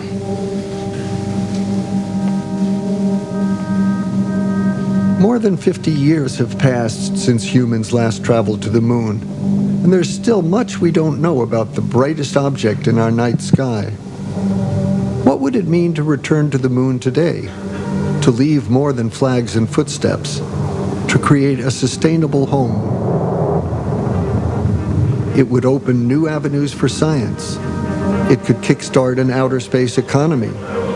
And it would allow us to create a new kind of community, to discover how we might live together beyond the Earth. The European Space Agency's concept for a moon village is an international endeavor, bringing together governments, industry, and perhaps private entrepreneurs to support a permanent human presence on the moon. If an earlier era of space exploration was driven by competition, this one will be defined by collaboration.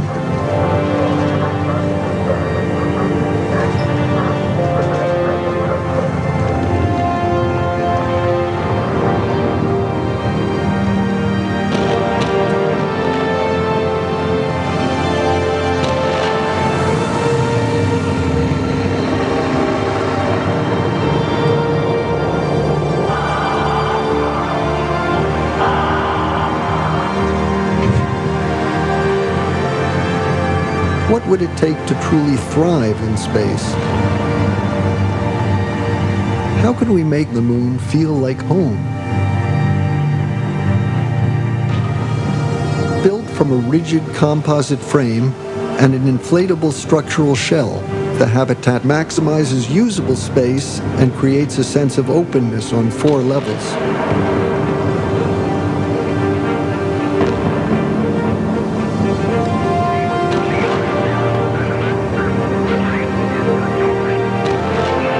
The first phase of development will allow crews to live, work, and continue building the settlement. Gradually, additional infrastructure and equipment will arrive, and new habitation units can serve functions such as food production and science operations. Eventually, the Moon Village will grow into a thriving community, a hub for science, exploration, and even tourism.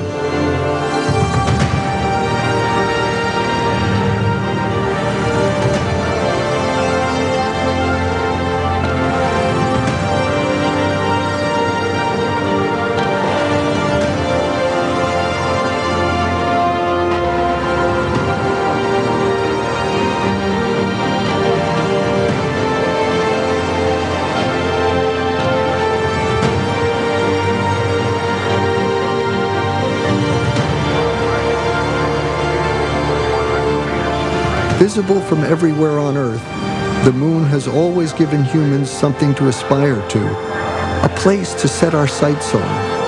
And soon, it will be a place we might call home.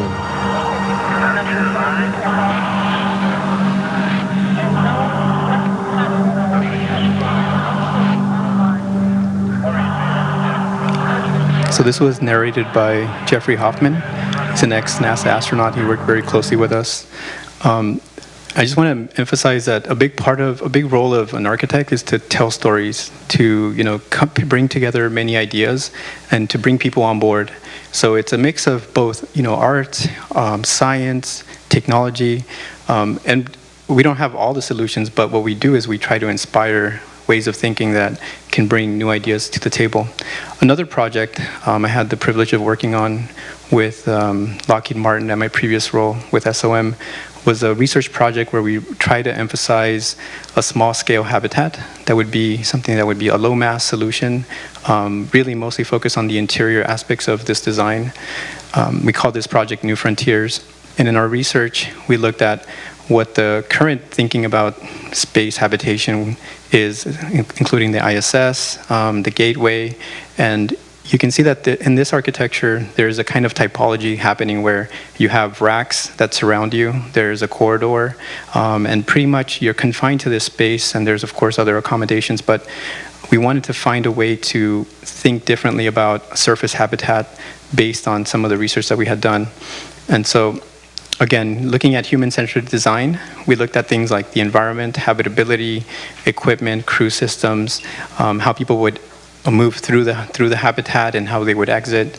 And as part of that, we also look at deploying things like computational design, where we look into 3D geometry, optimizing geometry, coming up with various solutions. It's almost like optioneering. That's one of the key phrases that we use in the field of architecture, where there's no one solution, but we actually explore at many solutions, sometimes thousands of solutions by using computational design. And the result of this project was a space which really tried to emphasize the use of materials, the use of lighting, and the use of interfaces throughout that would make clear what your interaction with that habitation system could be. And lighting is a big one because, again, circadian rhythms, we're used to living and thriving on Earth because of the rise and the fall of the sun. And so we want to be able to manage and simulate some of those things in space when we're in a confined environment. In addition to that, we also want to provide things like privacy and common spaces. So if you can create architecture that is dynamic and that people can interface with, you can also start to give agency to how they reconfigure their spaces. The spaces are not predefined, but can be actually reconfigured by the user. And some of these things we use in the building industry already. And so this project really led us to thinking about the ergonomics, the way that people would live inside of the space, and we put together. Sorry, I think it just closed. If you want to bring it up, so we put together a really interesting study that has been published, and you can find it online. But if you're interested to learn more about this project, feel free to reach out, and I can send you some information about it. Thank you for the time.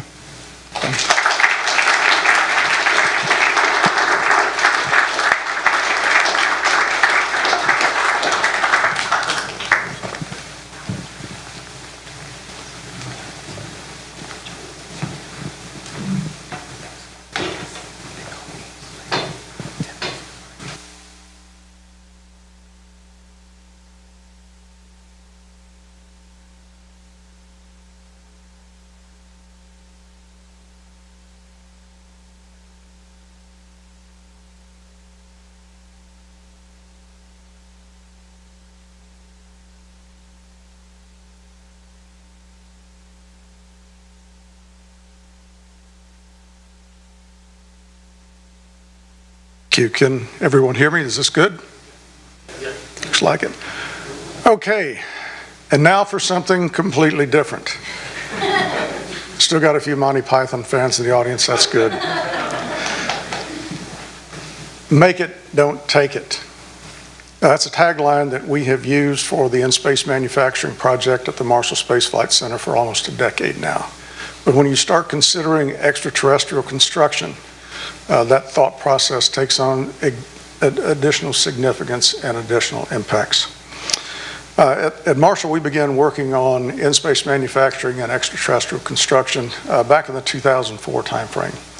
And at that point in time, we were supported by the Office of Biological and Physical Research at NASA headquarters, and they were responsible for the physical science research and microgravity research that took place on Space Station. We were part of that group. They had a significant budget cut a little bit later. This in situ fabrication and repair was the name of our project. It lasted a little bit less than 2 years, and it was collateral damage when all the space station work was cut. However, in that 2 years, we learned a great deal. And I believe now that the agency has embraced the need to have in-space manufacturing and extraterrestrial construction, and I'll show you why in a couple of charts. Okay, as Paul had, Paul had covered earlier, the Moon to Mars exploration strategy and objectives. I'm going to talk about and highlight several of those objectives because they have very major significance into what I'm going to be talking about. And then we're going to work our way down through the other programmatic layers till we get down to where the work is actually going on in the laboratories. And I want to show how that relates to the bigger picture that you've heard already. Now I want to warn you, we are going to do a technical deep dive. So just be aware, when we get to it, we're going to be talking serious technical stuff. Okay. As Paul mentioned, and I want to take a step back because I love the way this strategy is put together. I was very fortunate earlier in my career to have a boss that impressed upon me the importance of managing for the outcome that you want. And that's exactly what this strategy does. It architects from the left. Now, we all hope that we will be able to stick with the plan, but that's the plan. I want you to focus on the first objective, and I've collected some of these objectives. There are 63 of those that relate to in-space manufacturing and relate to extraterrestrial construction. Okay, what stands out to me in that first statement is the first word, demonstrate. Then next, you see advanced manufacturing and autonomous construction capabilities called out specifically. Then you see a continuous human lunar presence. And then finally, you see a robust lunar economy. That's a rich statement. That's a powerful statement. For those of us that have been working in this area for so long, it's wonderful to see yourself in, yeah, but that print's too small. I hear you, Larry. I hear you. Okay. The second statement is also something that I think is very critical, that we're talking about the maximization of the use of the lunar resources. And also we see again a sustainable human presence, a continuous robotic and human presence on the surface of the moon. Now the other ones that I've collected there deal with maintainability, reliability, the effects of the lunar environment on the hardware, on the processes, and on the materials. But going down to the bottom two, which are in the operations categorization of the objectives, what we see again is the re-emphasis of not launching materials from Earth. It's expensive. The going rate today for the CLPS landers is about $1 million a kilogram. But anything that we do launch from Earth, we want to make sure that it's reusable and recyclable. Okay. Ellie touched on this, Paul touched on this. I'm not going to spend a great deal of time, but I do want to walk down, like I said, through the programmatic layers. So we've had the first successful Artemis mission. We've named the crew for Artemis 2. They're going to orbit the moon, and then they're going to come back. And then, as Ellie said, Artemis 3 will put the first woman and first person of color on the surface of the moon. Then we have two other Artemis missions in what is being called Phase 1 for Artemis. That's Artemis 4 and Artemis 5. They will continue to build up the gateway, and they will also have extended surface missions on the moon. Now, at the same time that these missions are going on, the Space Technology Mission Directorate and the Science Mission Directorate also have missions to the moon. You can see there, we've identified, I think we've identified on this one, or we should have, Prime and Viper. They're going to be prospecting for resources in the South Polar region. Next, we move into Artemis Phase 2, and that's the development of the capabilities and the infrastructure that begin to support a sustained human presence on the surface of the moon.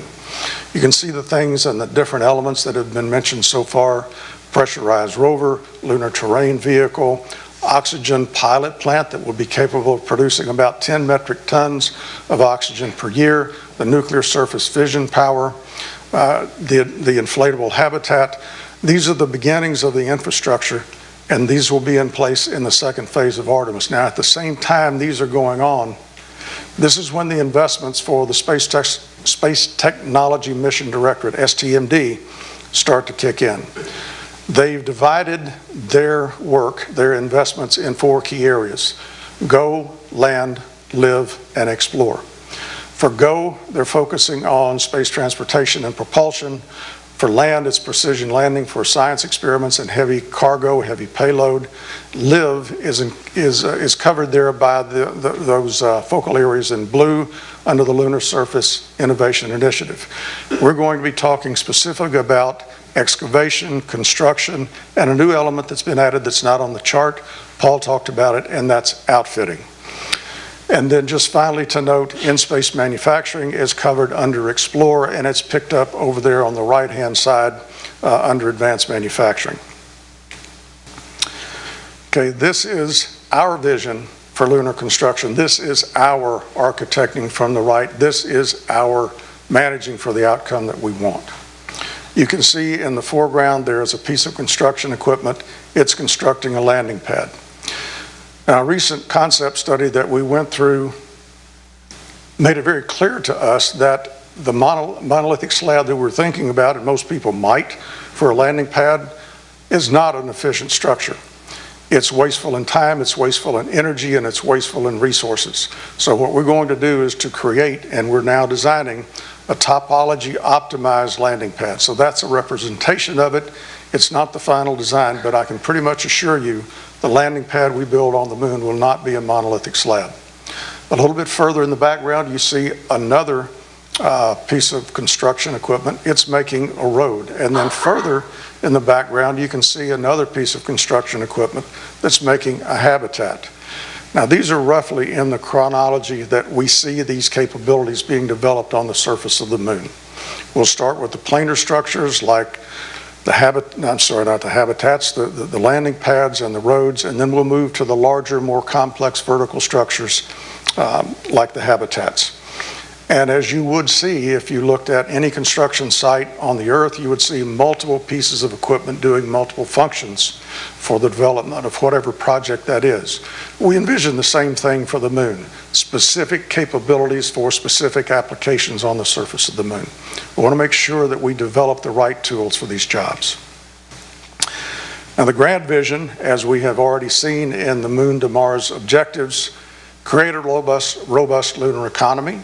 In order to do that, we have to have a sustained human presence.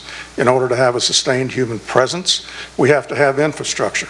And it's not just the civil engineering structures. We need all the things that Ellie has talked about and Paul has talked about and Daniel has talked about.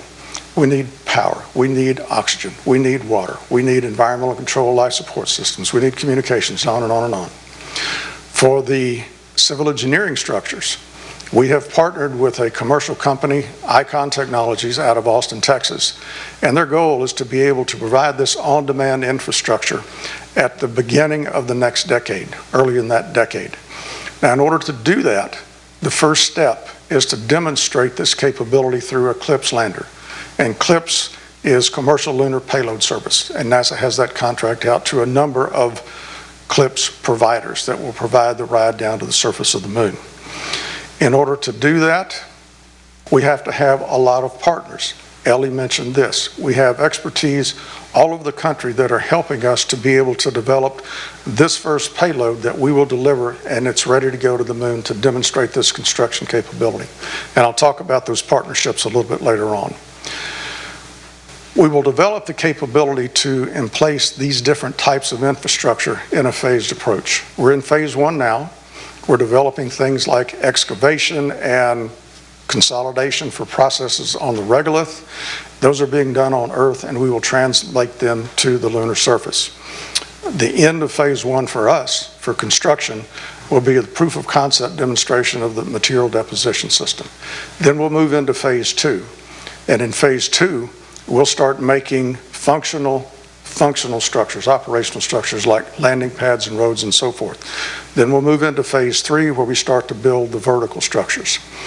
And if you can see, where is that? Right here.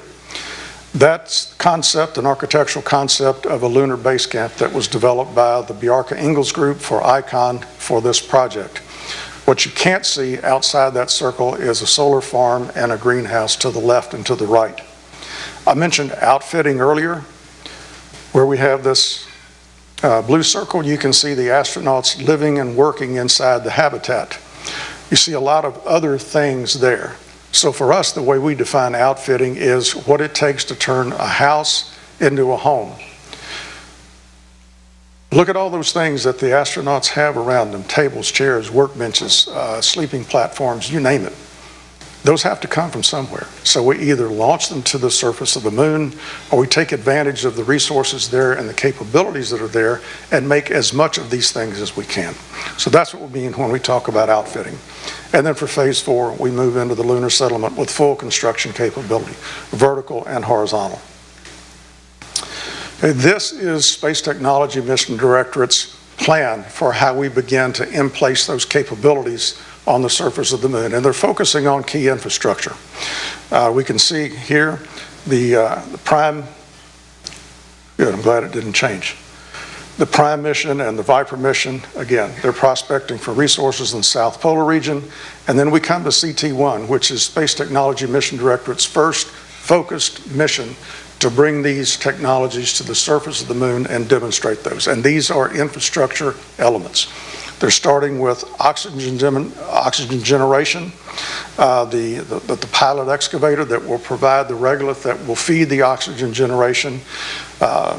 There's also VSAT, Ellie mentioned that, vertical solar array technology to provide the power, and then there's surface construction. For CT2, we advance and scale up the oxygen production, and we scale up the surface construction. And that's a big scale up for surface construction. I'll talk about that a little bit more a little bit later on. And again, in the early part of the next decade, nuclear fission surface power, and also the pilot oxygen plant that should produce 10 metric tons per year of oxygen. So we developed the Moon to Mars Planetary Autonomous Construction Technology Project. That's IMPACT, it's a mouthful. But it really clearly states what our objective is: developing technologies that we can demonstrate on the moon that translate forward to Mars.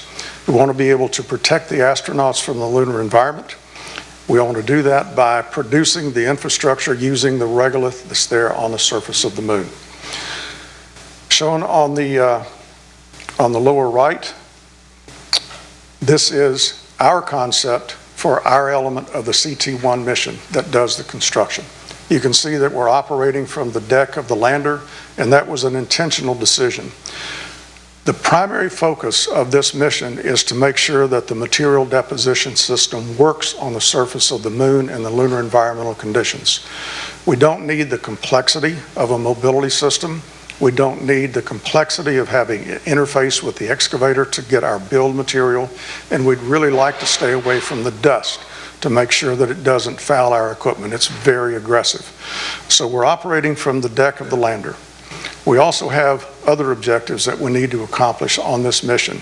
Number one, we need to characterize the regolith in the area where we land.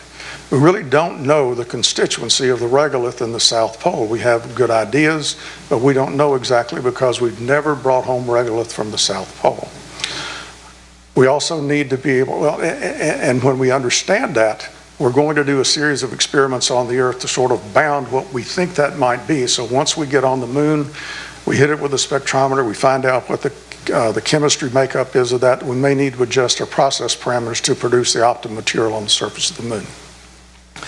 We're going to exercise our instrumentation in process monitoring that will evolve to in-process control. We're going to demonstrate remote and autonomous operations.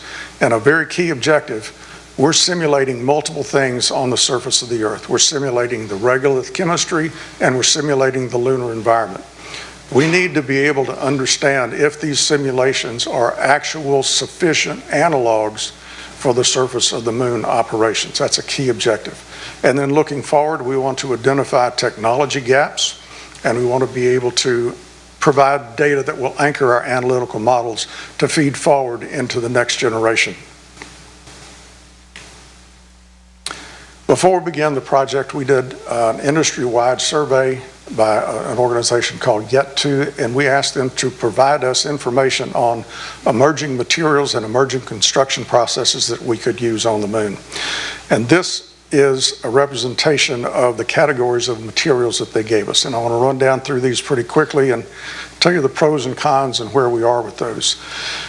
First of all of these materials that we're looking at can be found on the moon in the regolith, but in various amounts, with one exception, and that's the polymers. And I'll get to those in a second, tell you why we're looking at those. The cementitious materials, we're developing the binder for those. You use regolith as the aggregate for the lunar concrete. We've looked at a variety of those: calcium sulfoaluminate, sulfur concrete, sulfur nickel concrete, magnesium oxysilicate. Those have the problem in that if you're going to build a large structure, you're going to have regolith beneficiation capability on an industrial scale to produce the different constituents that make up your binders. Some of these cementitious materials will also require environmental control. So they've got a lot of challenges to face and to overcome before they become a construction material we can use on the moon or Mars. Geopolymers, that's sodium silicate, sodium hydroxide, not in the typical sense you would think of a polymer. Penn State's doing that work for us. It's shown a lot of promise and a lot of development. They even have an experiment on space station that they will be evaluating how the geopolymer works in a microgravity environment. However, it also requires beneficiation of regolith. It also requires environmental control. Thermosetting materials, what that meant to us was aluminum. That's what was recommended. It'll be a long time before we have an aluminum plant on the surface, but when it's ready, we'll certainly build with it. Now we move into the directed energy or the thermal processes. These require no materials to be launched from the surface of the Earth. We're looking at regolith melting and extrusion. It's basically, you put regolith in a furnace, you heat it up, it melts, you extrude it, you build your structure. Much like a fused deposition modeler and additive manufacturer would do, only with plastic. And then there's also the idea of melting the regolith and forming tiles, and then knitting the tiles together when you place them on the surface of the moon. That work's being done by Astroport, and that's a small company in San Antonio. We keep touch with them. Laser sintering is being developed by Icon. It's very much like laser powder bed fusion that's used in advanced manufacturing on the Earth, with two key differences. We don't know the constituency of the powder, and we don't have any control over the particle size distribution. We've got to work with whatever we've got on the surface of the moon. And then finally, microwave centered. We're looking at a couple of techniques there, and lately they've shown a lot of progress. We're very encouraged about taking those forward and developing the TRL even further, because I think they've got great potential. And just real quickly, you can see in the upper right-hand corner, this is a preliminary design, an architectural concept done by the Bjarke Ingels group for their vision of a habitat. Shown right below that is the same thing that was done by Space Exploration Architecture, or SEARCH. And then over here is an architectural concept for a lunar landing pad printer that was developed by Icon. Okay, real quickly, we reached out to NASA's Engineering and Safety Center, NESC, to help us determine a good screening matrix for the mechanical and the thermal performance to evaluate these materials. We didn't want anybody to think we were grading our own papers and making the down select. And this is the test matrix that we came up with. Compression at room temperature, compression at the extremes of the polar region, compression after we've cycled it in the lunar environment thermally for 1 lunar year or 13 cycles, tension, thermal expansion, flexural strength, and also thermal performance. The thermal performance tool that we use was called Plasma Torch Test Facility. We've used that at Marshall literally for decades to test solid rocket motor nozzle materials, solid rocket motor insulation, and the Kennedy Space Center even sent us pieces of a landing pad that we could use this to test. So the way we determined how we should do this is we calculated the heat flux from the engine of a very large cargo lander for the CLIPS program. We put a safety factor on that, and then we exposed the materials to that heat flux for a period of 5 seconds. And if we're lucky, that'll show up in the next video. Okay, on the right-hand side is a video of the test. You can see the test articles on the left-hand side. We have two different types of test articles, and by the way, these were laser-centered.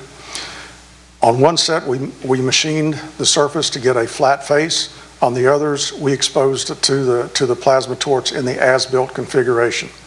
Now, the good news for us for this test, this particular material performed exceptionally well.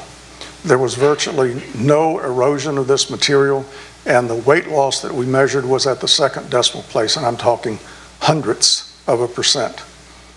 So we're very pleased with that.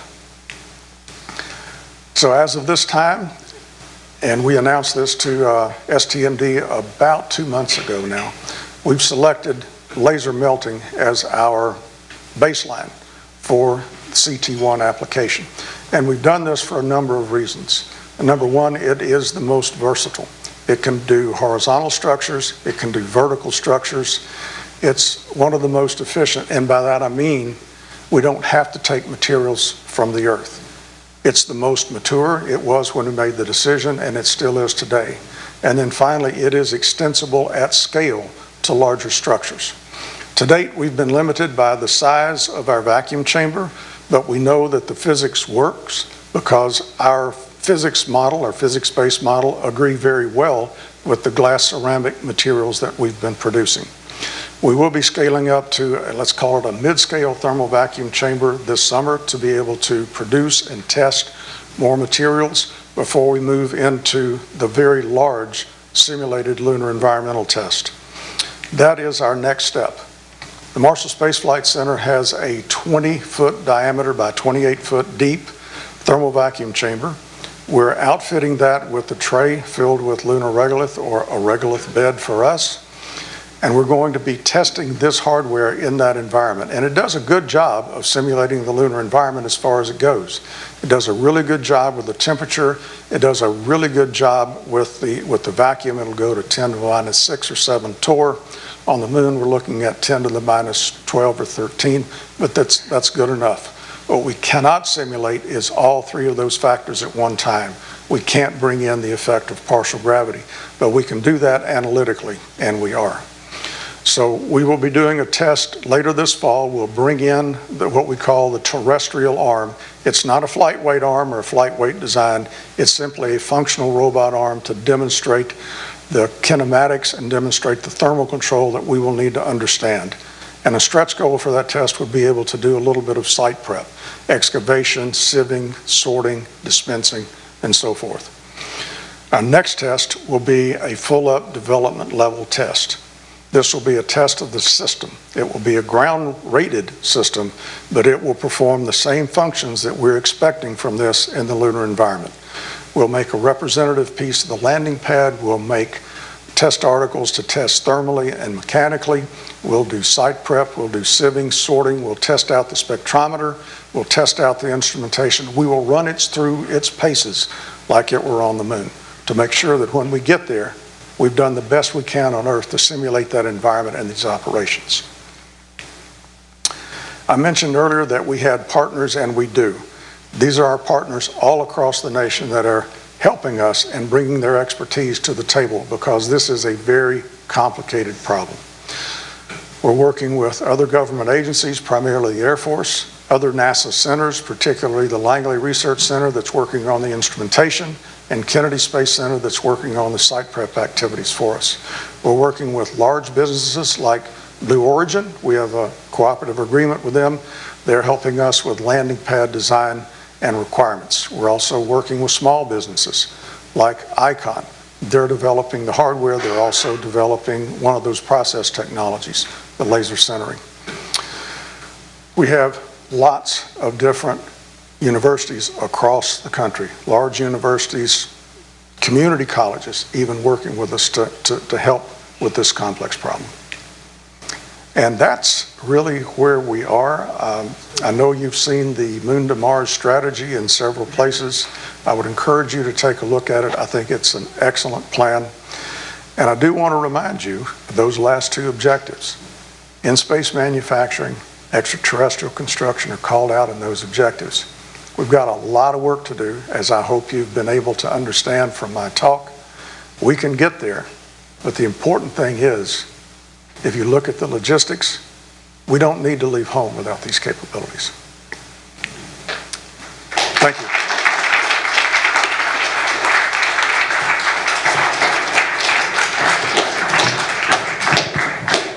So we have time for some questions. We're going to have all four of our speakers up on the stage, and we need a couple of, maybe a minute to a minute and a half for a little arrangement here.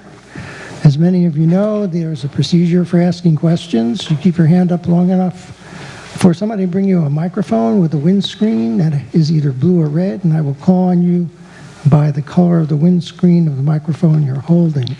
You do not need to turn it on, and please don't turn it off.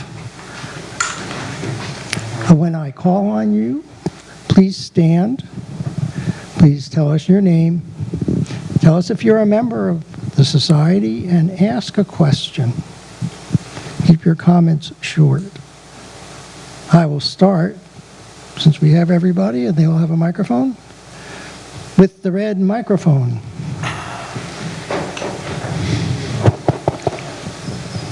My name is Eric Anig. I am a member. I've been a member, I think, since sometime in the 1980s. A couple comment and a question. So Corky, I didn't see Georgia Tech up there.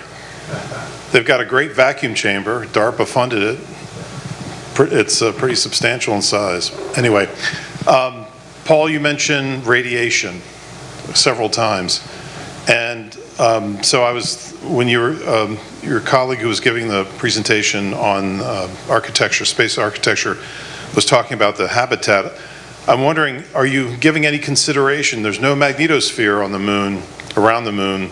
Are you giving any consideration to maybe putting that down inside of a lava tube, that you may not have the luxury of building these on the surface? Yeah, there's been a lot of consideration over the years in regards to the architecture and making concepts that are either buried in lava tubes or actually buried under, at least I think it's a meter of regolith that's needed, something along those lines, to actually shield you from the radiation. There has been a lot of consideration on that. I think there are some challenges that are also associated with that, but even Corky probably could mention there's some in situ resource utilization of the surface to build those kind of structures as well, like berming and other things like that. It's not off the table. I think it's still something that's totally on the table. But as the initial mission that we're talking about with regards to the surface of the moon, we probably might not go that direction. That doesn't mean that we can't outfit it later. Do you have anything to add, Corky? Is the blue microphone somewhere? I would just note one thing. You might have noticed, if you remember the Bjarke-Ingels concept for the toroid had those pockets in there. One of the functions of those pockets was to put lunar regolith in it and help as a radiation shield. So they did think about that. Good evening. My name is Dean Phillips. I'm not a member yet. My question is I noticed in the materials discussion, the manufacturing discussion, you didn't bring up use of biologicals. And I'm wondering whether that is because you don't think it's practical or because it's just not part of the process that you're thinking currently. What's the future for that? That's a good point, and I can tell you that the little bit that I know about that, and we have done some work with Stanford, Dr. Lepek, and also with Ames Research Center. They completed a cooperative agreement with us, and ironically, it was on outfitting. Their focus was the use of biological materials that could be used to form what they call pods. And those pods are individually designed living areas. And they did a fantastic job on that. So the answer is not no. It's just that we're not far enough along yet with that process to make it a candidate right now for this application. But we do think there's a lot of promise there, and we did fund the can, and I'll tell you, we're really very impressed with the work that they produced using biologicals. Dr. Michael Cole, I'm Phone and the blue microphone. in emerging technologies, not a member. What about water extraction techniques, processes, infrastructure on the moon? I'm sorry, Water extraction. Oh, water extraction? That's the focus of both the Prime and the Viper missions. They're out there prospecting for water. I think everybody is aware that there's a lot of expectation that there will be water in the permanently shadowed regions. If that's so, it makes life a lot easier if we're able to extract that and then process it. A couple of the cementitious materials that I mentioned, the calcium sulfoaluminate, the magnesium oxysulfate, and also the, what was the other one? The geopolymers require water. So if we can get access to the water, that solves one of their problems. But it really doesn't solve the other problems for construction, which is you need the industrial scale beneficiation I was talking about to create those other constituents. And then for some of those, you also need an environmental enclosure because the material just doesn't work in those lunar extreme temperatures or in a vacuum. You'll wind up with foam. Blue microphone. Hi, my name is Ajay Kothari. I'm a member. First of all, congratulations to the Lockheed and Blues Origin team. Hearty congratulations and also to the NASA folks for doing that. My question is, I think one of the things that was mentioned was that the Blue Moon would be going from LEO to NRHO, and by the time it reaches NRHO, it'll be empty of fuel, and then it'll be refueled at NRHO. So my question is, where would that propellant come from at NRHO to refuel those two, Mark 1 and Mark 2, that would eventually be going to the lunar surface and back, etc.? Where would that propellant come from? I mean, do you have plans for propellant tanks also in there? Well, I'd be happy to point you to where that information exists after the talk, but I can't speak to that directly. Sorry about that. We'll have the red microphone. My name is Scott Matthews, and I'm a member. I work for the U.S. Navy. We have huge programs in additive manufacturing and 3D printing. So we very much buy into the don't take it, make it. What we have found is that all of these processes, additive manufacturing processes, are prone to huge numbers of defects.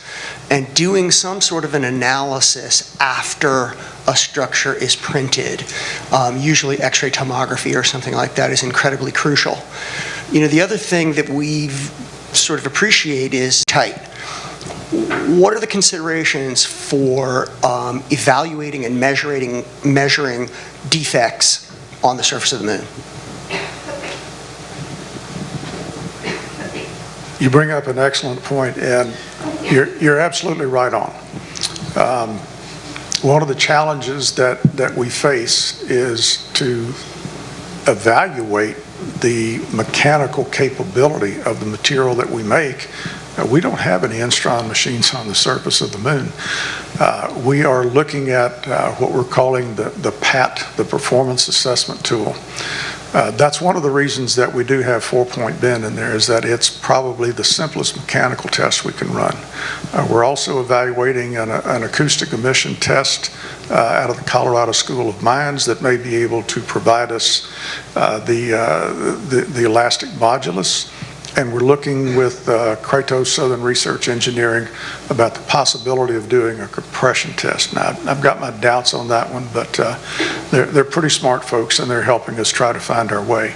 In terms of NDE methodology, for this first test, it's simply a proof of concept for the material deposition system, but we do have conversations ongoing with Langley. We have a microwave camera that's in development under an SBIR with I think it's the University of Iowa or Iowa State.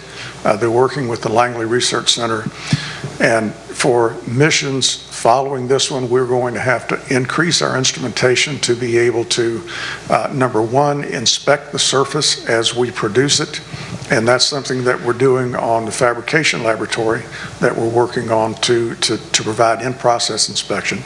And we're going to have real-time controls that we can go back and fix that layer before we move on. So those are the things that are under consideration and that we're actively looking at. But for this first mission, that's a complexity that we just didn't get into. I hope that answers it. I just want to piggyback on that real quick. You know, I think... We have a microphone there. Can I add to that real quick? Only with the microphone. I have it. Oh, okay. Oh, I'm sorry. Looking the wrong way. I didn't recognize the voice, sorry. No worries. Yeah, I think, you know, what was being shown, I mean, that's like the longer term vision, right? That's the vision. I think you bring up a good point. Yeah, I mean, I don't think initially won't be able to have hold the atmosphere inside. So I think it'll be a phased approach. I think we're going to have the habitats that kind of Paul and myself were talking about initially, and then once we get the 3D printing, we'll, you know, probably print around one of those habitats, you know, so you'll have an atmosphere inside a pre-existing habitat, because then the importance at that point is you want to have the radiation protection as you have longer stays on the surface if you're not going to be underground or in a lava tube. And so I think then that'll be the kind of bridge the gap, and eventually when we get to the point where we can have that. Yeah, you know, I can add a little bit more too. There is leak rates that do happen on ISS and on any of these habitable volumes. There is. Now, that's not to say that your question is still not extremely valid, because it still is, especially over long-term period of time, whether or not those structures are going to hold up. And another challenge that exists that's even outside of that is maintaining these systems in a thermal and a power way. You have to implement systems that you can actually outfit with those systems in mind, right? You have to have the thermal to power as well as the atmospheric control. And all of those systems have to be able to be implemented in that, and that's something to consider as well. Blue microphone from the web. Thanks, Larry. We have a question from Eric, who is streaming from Sweden. Eric wants to know, what is the probable in situ resource utilization fuel from the moon? Hydrolox from splitting water? Any other ideas?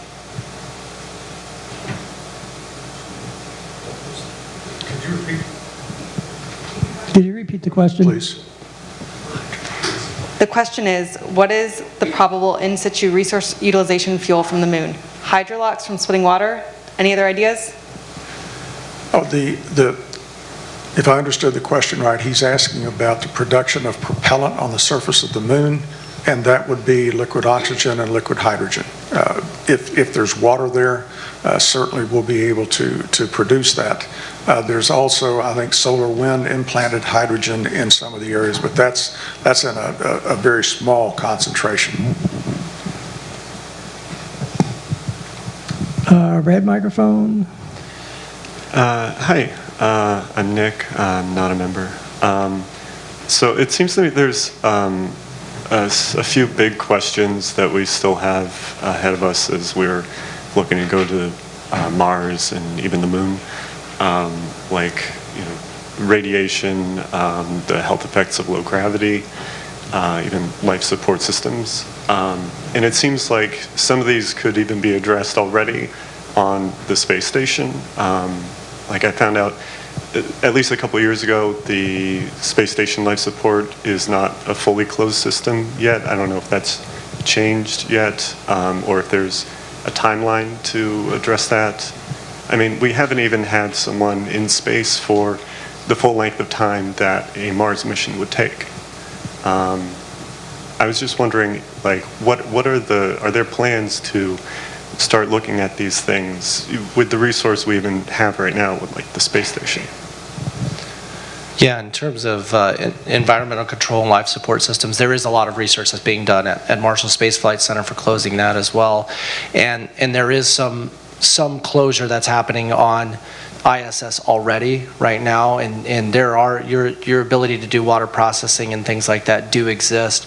There are still some challenges that are related to that, and I do want to emphasize that when in my discussion, it was the emphasis that these are challenges, not that there are no mitigations at all, but that these are challenges that need to be faced in some way that we can reduce these and mitigate these even in a better fashion, especially when we start doing these long duration missions to places like Mars. I think that's something that you're really bringing up here, right?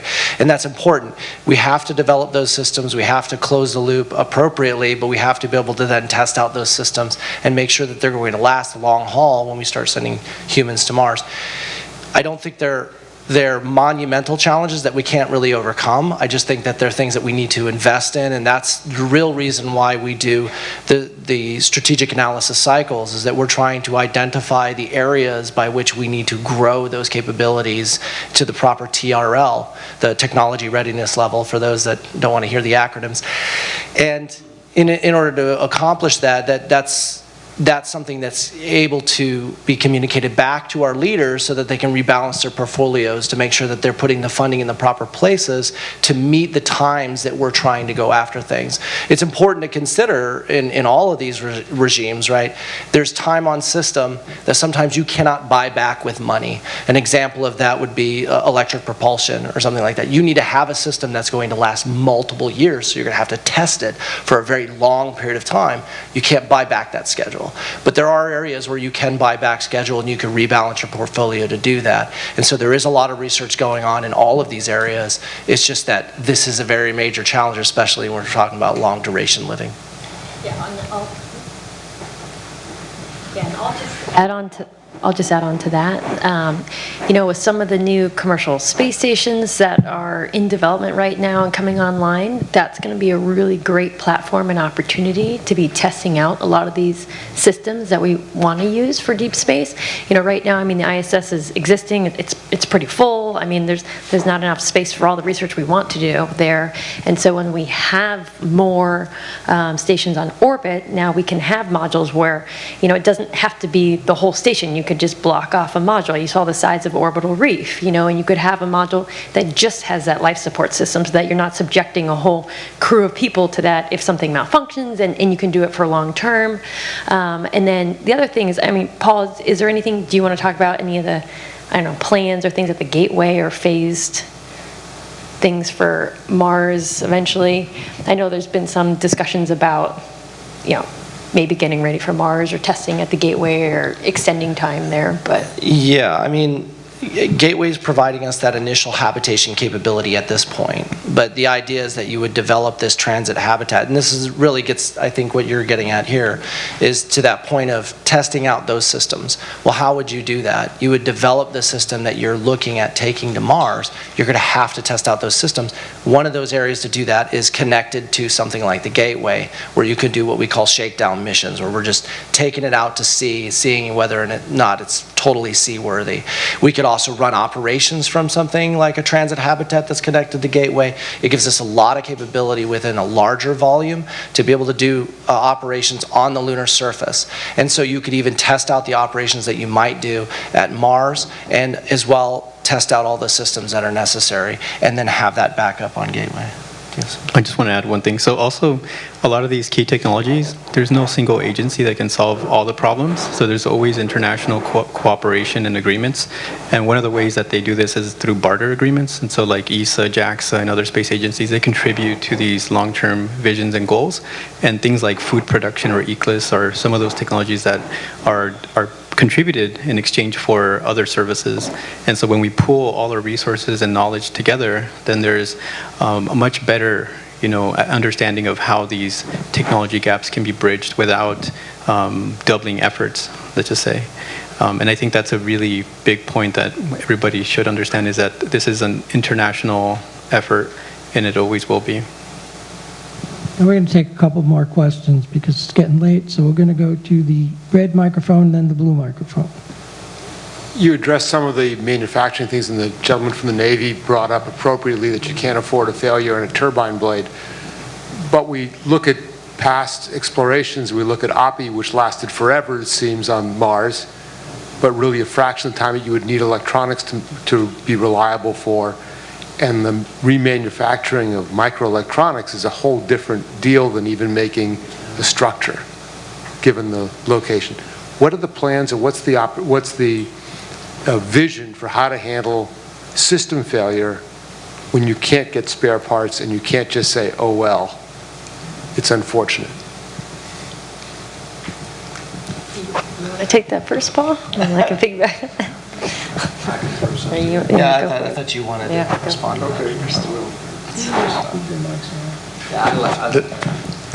The second part of that presentation, which you all didn't get to hear, was talking about the agency's efforts in in-space manufacturing.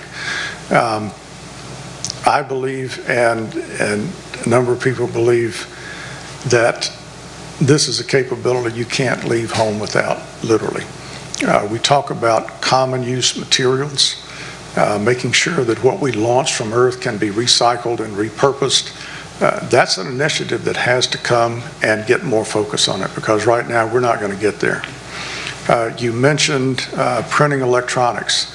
That's one of the capabilities of the new system that we hope to launch to Space Station in 2025. It's called the Fabrication Laboratory, or Fab Lab.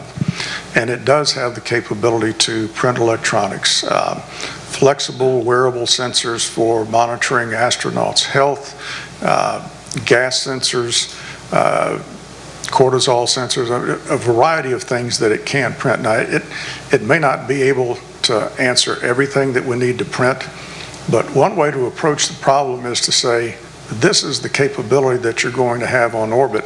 How do you use it to design your system to get yourself home? It's not necessarily, oh, there's a part and I've got to go replace it and here's what I've got. You have to reverse the problem and start thinking about the capability you have to produce the functionality that you need. So we are looking at that, but I can't say we're where we need to be in terms of recycling, reuse, printed electronics, and even printing metals on Space Station, which we haven't even demonstrated yet. Fab Lab will do that as well. It will print metals and it will print plastics. It does a little bit of everything. It's a really great piece of equipment. But like I said, we started this project for in-space manufacturing 20 years ago. And here we are today, and we still can't print metals in a microgravity environment.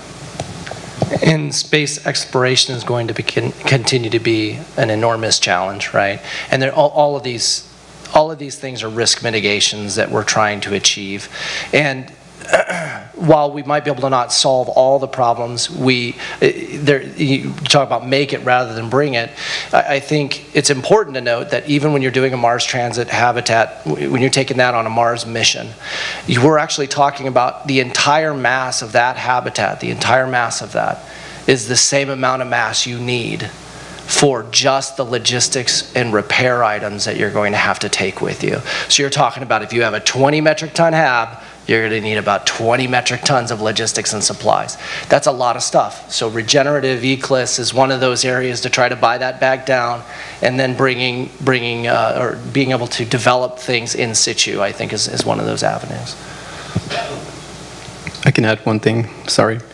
But in terms of design, a lot of the concepts you shared up there, I'm very familiar with the processes, but what I understand is that when you design something that you have to build in situ, you often have to design the machinery around that. Just like in construction, first you come up with a technology, then you come up with a design, and then that design pushes the limits of what you can build, and you have to rethink the technology to do the construction. And there's limitations of scale, of course, limitations of material, energy, and so like even that concept where you have to pack the loose regolith into the pockets is a really unique concept, because you're saving energy, you're saving time, but you're still making use of in situ resources in a unique way. Blue microphone, and then one more question. Timothy Thomas, I am a member of the Society. My question is about I'm wondering about the sovereignty of these, over these habitations, particularly and most importantly, who's responsible for defending it against future space raiders?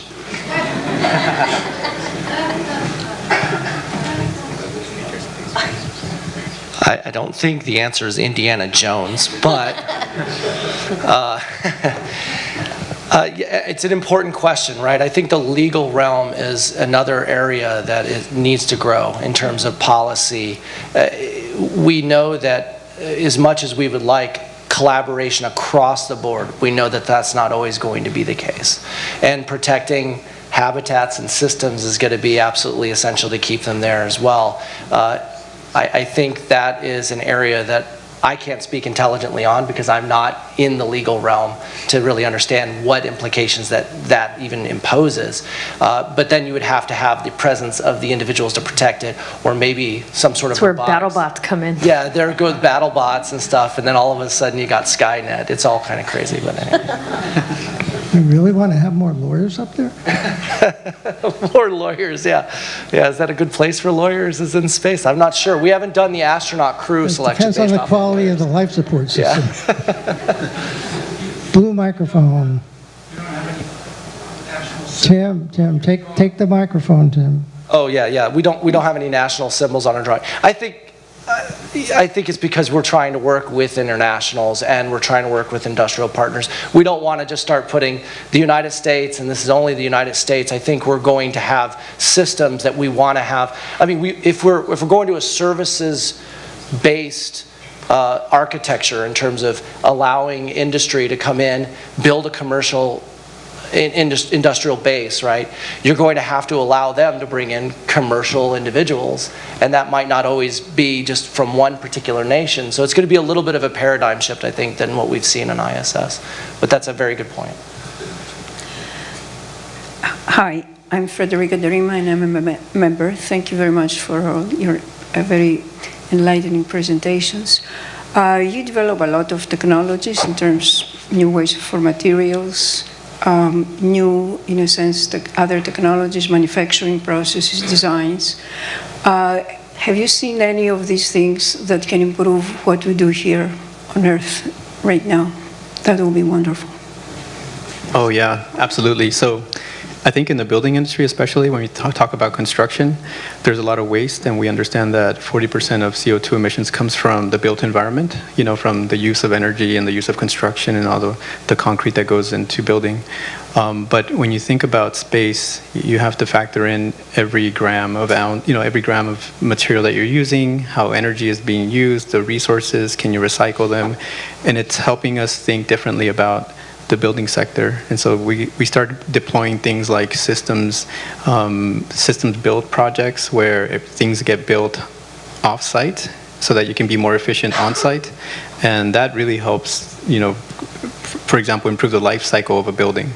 But more importantly, I think it's around material technologies. I've seen a lot of interesting material technologies come into the building sector from space, as well as software technologies. So thinking about things like how do you manage resources in a building the same way that you manage resources in a space station.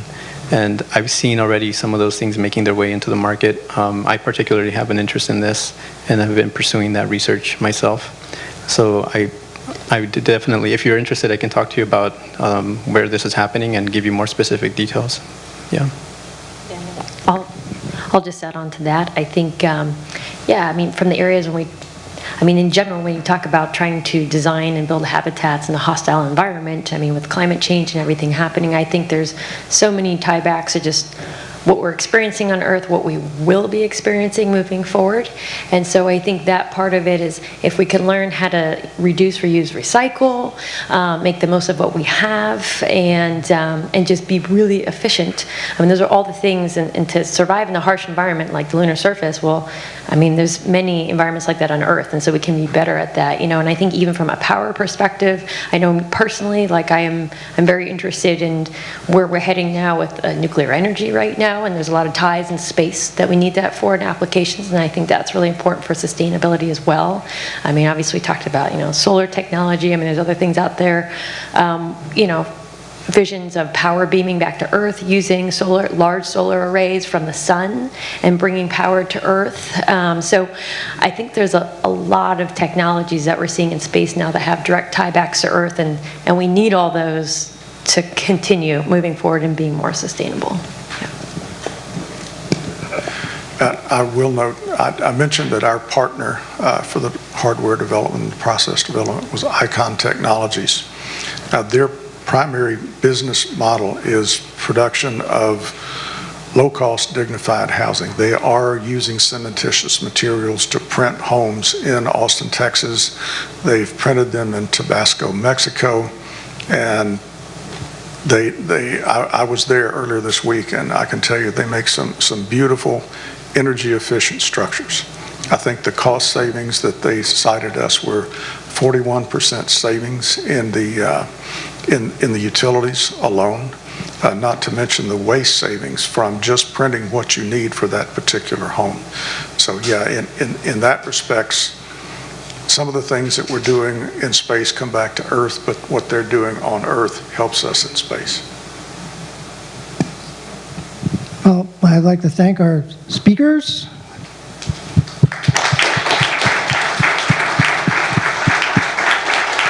Before you go, if I'm not mistaken, we have some small token of thanks for you. 3 things: a framed copy of the announcement of tonight's lectures, signed by members of the General Committee on behalf of all the members of the Society, a rosette signifying your membership in the Society. We hope you'll wear it wherever you go.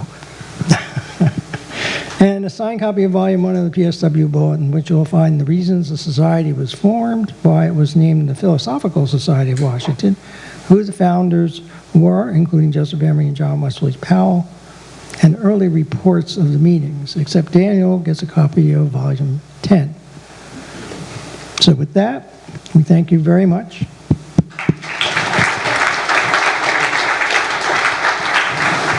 And before everyone leaves or goes to the back of the room for the social hour, when you do leave, please remember to return your name badge.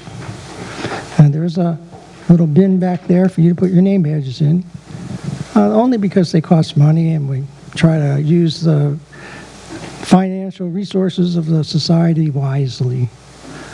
So thank you for that. The next meeting will be the 2478th meeting. It will be on June 2nd, and the speaker will be Sean Carroll, Homewood Professor of Natural Philosophy at Johns Hopkins and Fractal Faculty at the Santa Fe Institute. He will be speaking about the real Einstein equation, which is not E equals mc squared. Mass, energy, and the curvature of space-time. The 2479th meeting will complete the spring lecture series on June 16th. The speakers will be Bill Merrill and Sam Brody of Texas A&M. They will be speaking about the $30 billion plus Ike project being planned to control rising tides and water surges that threaten to engulf Houston in flooding and storm damage. It's one of the largest civil engineering projects being contemplated in the United States, at least on the ground. Please check the PSW website often for up-to-date information on meetings. Before we go, let's thank the people who worked on putting this meeting together. Laurel Kane, who managed the room, Recording Secretary Cameo Lance for writing the minutes, General Committee Member Connor Nixon for reading the minutes, Corresponding Secretary Robert Taylor, who does the video, the sound, and the live stream, Ann McQueen for doing the live stream chat, Connor Nixon and Jared McQueen for running the camcorders, and Bill Mitchell, who hasn't done anything yet, but he will be editing the video. If any of you are interested in helping out, please let me know. We can use more volunteers. And with that, I will adjourn the meeting to the social hour.